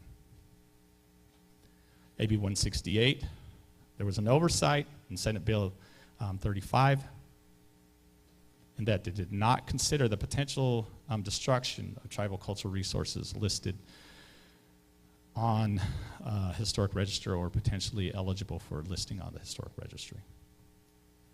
Like I said, that was actually approved in 17, and the amendment happened in 20.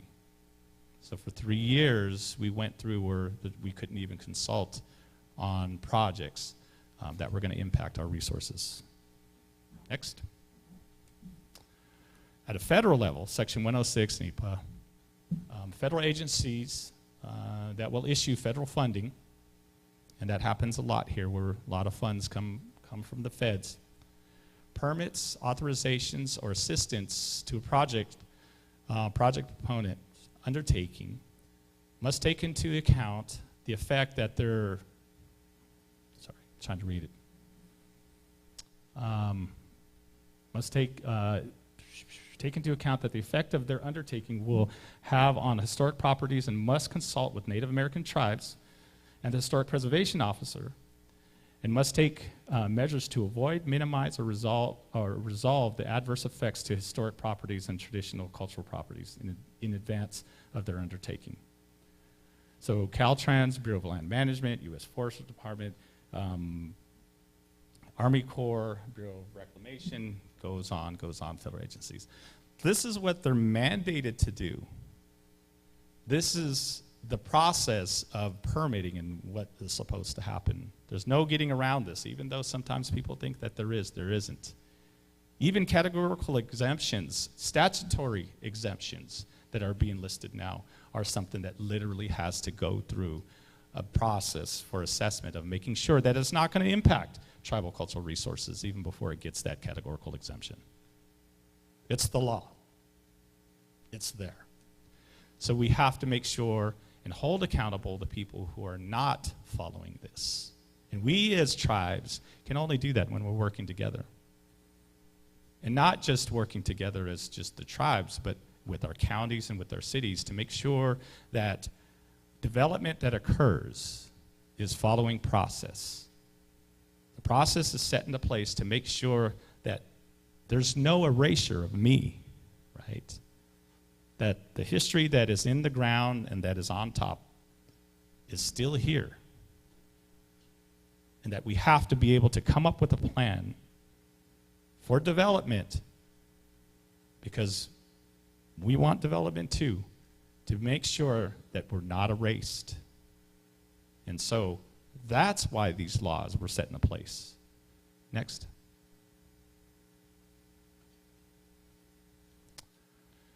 One of the other things of understanding is tribal cultural knowledge. The tribes have been for years trying to explain, especially to scientists and a lot of people who are making these determinations on whether or not something is significant or not, or how sensitive is it, based on just the things that have been found by archaeologists, just the things that have been published by anthropologists. Okay, well, the things that have been found by archaeologists were made by us. The things that have been published by anthropologists were told to them by us. So traditional knowledge is an important part of making determination of how detailed and how sensitive an area is. Because we've always been here. We've always, had that connection with the land. We've always went and harvested. We've always prayed and did our ceremonies. We've not stopped. And so those are the things that when we consult, we're now seeing that policy has changed where it's integrated into, this process. So it's not taking just what science has to offer, but also what the community itself, who are still practitioners, who are still doing these things today, bring to the table and say, hey, how can we create a plan that still incorporates me and saves my footprint here, but to be able to still have a new hospital and do that. Let's work together to make that happen. And that's the way it is. So we're starting to understand and know the value of the knowledge that our communities have. And we're able to use that in consultation. We're able to be looked at as experts, right? For the longest time, archaeologists have came to the table and they were considered even the experts on us. And I always put this analogy out there. It's like when you feel sick and you feel like a little cough, who knows better when you're not on? You, right? Who knows you better when you're not feeling the way that you should be? Is you, right? Well, just up until, a couple of years ago, everybody knew about us better than us. And it's offensive. And so to be able to have a good understanding and a detailed picture, to make a good determination on a project site, how to mitigate, how to, deal with inadvertent discoveries of a community, ask that community. Include that community. Pomo people are world-renowned for the basketry, right? We're world-renowned for what we're able to do with items that we got from our environment. That connection to the environment is knowing what's there, where it's at, when to go and get it, how long it's been there, how to get there, right? All of that information. And so when a project has to happen, it's our communities that can bring that information forward. How can we create something to go forward without destroying that picture? Let's work together to be able to do that. Next.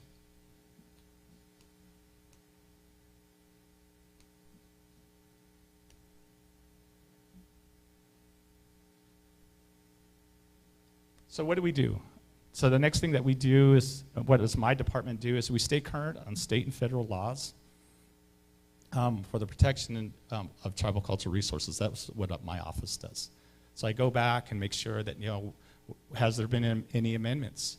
Has there been new laws set into place? Has there been any new policies that are set into place? When I go to consultation with both state and federal and local agencies, to make sure that all of that is on the table when we're discussing preservation, when we're discussing this. Making sure that everyone is on the same table or at the same level of understanding of what it's going to take.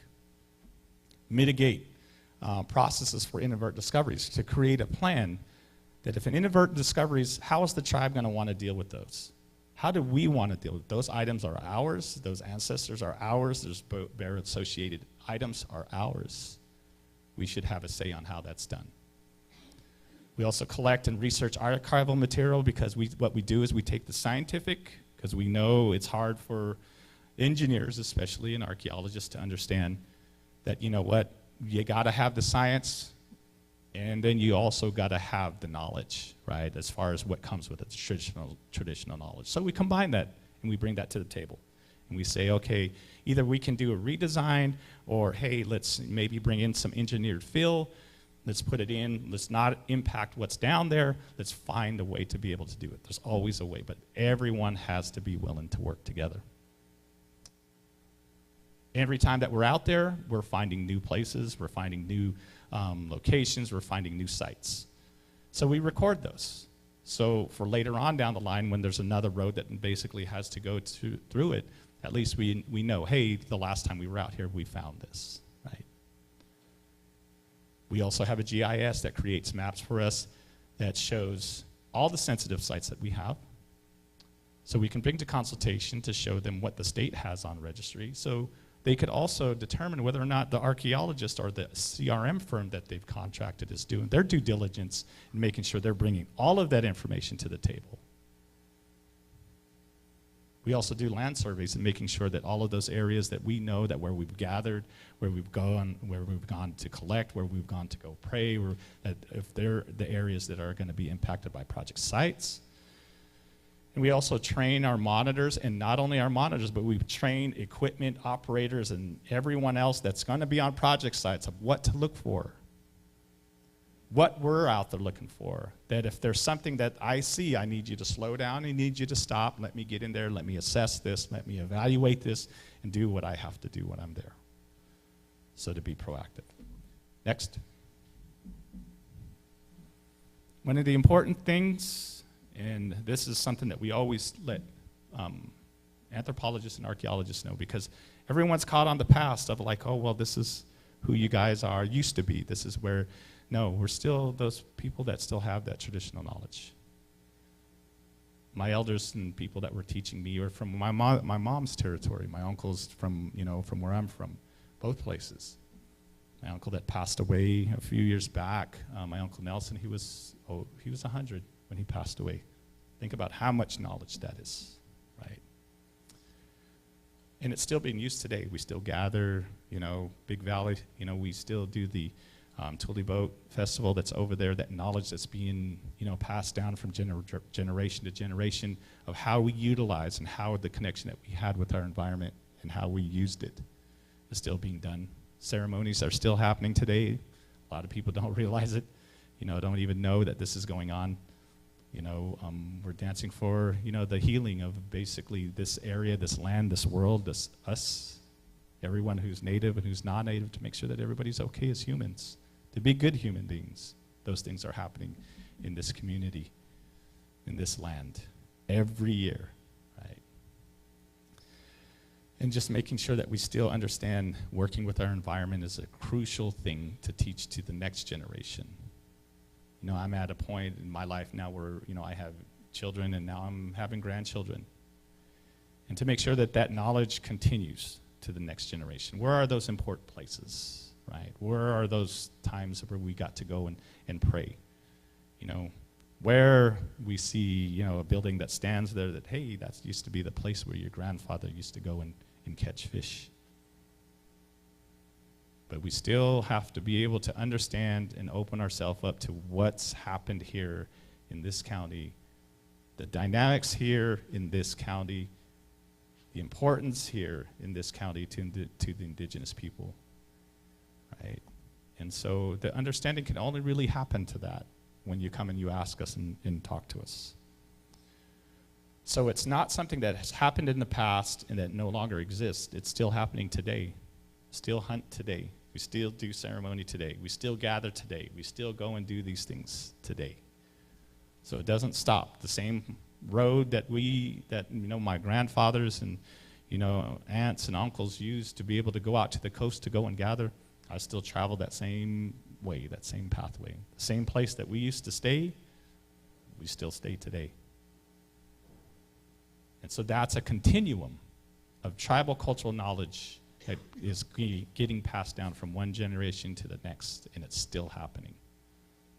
A lot of people don't realize, because we go off of statistics that have been given to us nationally, right?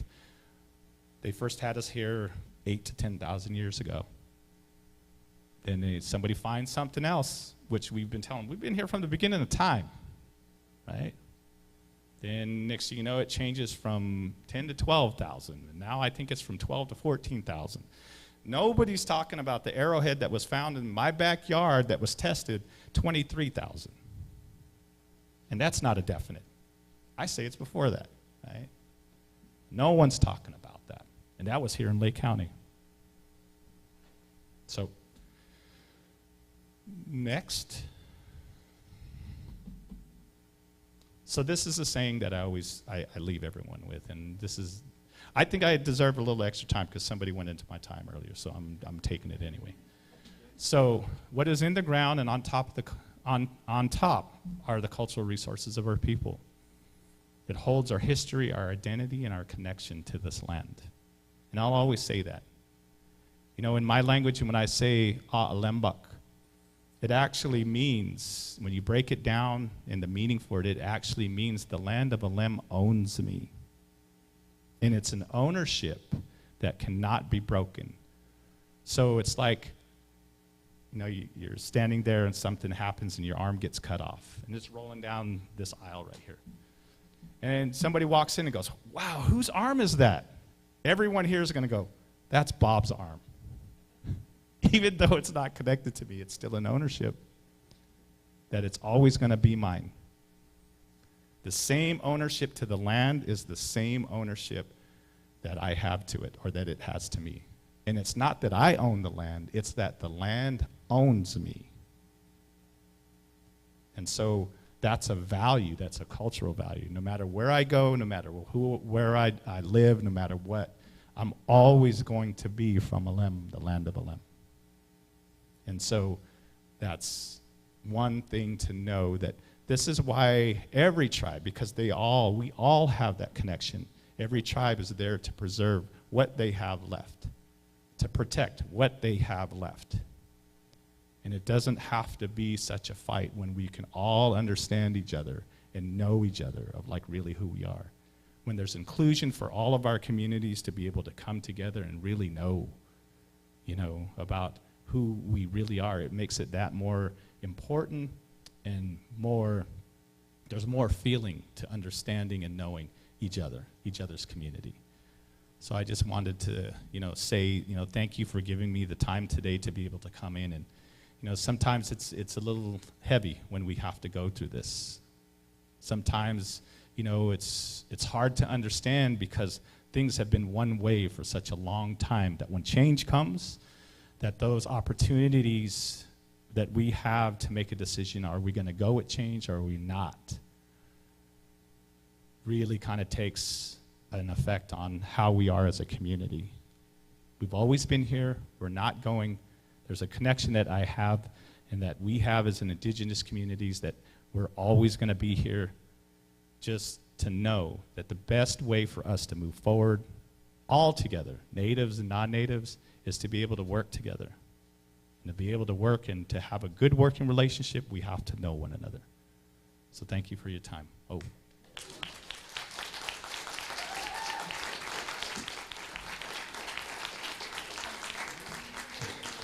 I had a Q&A, but I guess we're good. Can I ask a quick question Sure. since I'm at the mic? Thanks. Sure. You mentioned that the National Native American Historic Society maintain an inventory of tribal cultural resource. Do they also do that for non-federally recognized tribes, or just? You know what? I mean, I know they take, well, yeah, they do. Okay. Yeah, they do. Great. I know, as long as there's a submission that's to it, because they also recognize non-federally recognized tribes, MLDs, right? So anytime there's a project that's in, you know, an area where there's not a non-federally recognized tribe, if they've submitted their paperwork to the state, they'll be contacted. Great. And one more quick question. Sure. We talked about this a couple of years ago, and you mentioned it in the slide. Federal agencies with federal dollars have to do government-to-government consultations. Do local agencies who receive federal dollars also? Has Yes. that changed? They do? Okay. Yeah, and the good thing about that is if you have a local agency who's reluctant to consult with the tribes and they got federal money, the feds are going to make sure that they comply with consulting with the tribes. Great. And so there's just that extra tier that we have, that making sure, and now there's a lot of agencies that actually have tribal liaisons, right? Tribal, you know, a tribal program, or not, I don't want to call it a program, but tribal representatives for their agencies to make sure that they're complying with that. And so, yeah, normally that's what happens. They're supposed to make sure that they comply with 106. Great, thank you. Mm-hmm. Robert, thank you so much for your time. We're going to go ahead and do any other questions. Just one One question. question, Real quick. okay. Chairman Cromwell, Roberts Ranchery, Hey. thank you for being here Yeah. and sharing your word and your message and your and the history of our people. Thank you for that medicine. Thanks. My question is more, you went through the laws, the state laws and the federal laws, and about a month ago in the newspaper on the front cover was Koi Nation going in a lawsuit with the city of Clear Lake over some building they want to do there, and they want it for the children, and you're stopping this business. And I just wanted to share how challenging that might be, or just any information you can share when we read that it's just one-sided. You know what I mean? There's no background that these local publications go into with these laws or these tribal leaders, and sometimes they can't say anything. They're in a lawsuit. So just trying to share, like, we're currently in one of those, I feel like, because they speak on the artifacts and the things that you spoke of today. So just any information that you can share, what its challenges. Yeah, like I said, I hit on this earlier, was, during time, things have been set one way for a very long time, and when change happens, there's usually a reluctancy, especially when I think people that are in those positions to be able to make the determinations on how the process is going to go. I think when that change happens to where they don't have the authority, right, anymore, to dictate how the process is going to go. That's a hard thing for some people. And so we're hoping, right, and we're, trust me, it's been really a bad situation, but we're hoping that there can be a relationship both with the city and the tribe to be able to go, forward with development. But, like I said, everyone has to be open. We have to understand what these laws are, and to know that they're set in place for a reason, and to know that they're there to make sure that they're adhered to, and that really at the end of the day, when we're walking away from the table, everyone feels comfortable, whatever the development part of it, and then also the protection of the tribal cultural resources. It can happen. It just has to, there has to be good communication, open mind, and open heart to to each other about what needs to happen. But the community really needs to understand and know that, and I tell every landowner and everyone here, Lake County is just a highly sensitive area. And if you talk to any archaeologist and you talk to any anthropologist, and where's their dream place to go because everything is just so, sensitive that's here, it's like, I want to go to Lake County, right? And it's just, and I tell planners and everyone else, it is just the way it is. The way that the, non-native community comes here and looks at it and kind of go, this is a beautiful place. Our ancestors said, this is my home. This is where we're going to be because of what it provided. It was clear, it was fresh water, clear water. It was, unlimited resources. Like I said, we're world renowned for baskets. We made baskets at a bigger scale level because of the resources that we had available, right? There's so many things that happen here specifically in this place. And we're talking about the hitch. The hitch is only indicative to Lake County, right? Only indicative to here. And we're trying to save that, which is a TCR. But it's just it's a hard thing, but it's not going to change. The tribes aren't going anywhere. The counties aren't going anywhere, so let's sit down together and create a good working relationship on respect, right, and understanding. So, let's give Robert another round of applause and thank him. Thank you. For making time in his very full and very busy schedule. I apologize to everyone that we are 40 minutes behind. Which means that we've lost our half-hour break. But I did speak with the moderator for the next session, Tomasio Anderson, and he has graciously granted us a 10-minute stretch break. 10 minutes. And again, please, if we can be prompt, because I don't want to take more time away from the Terra session. And thank you to the moderator. You did a great job.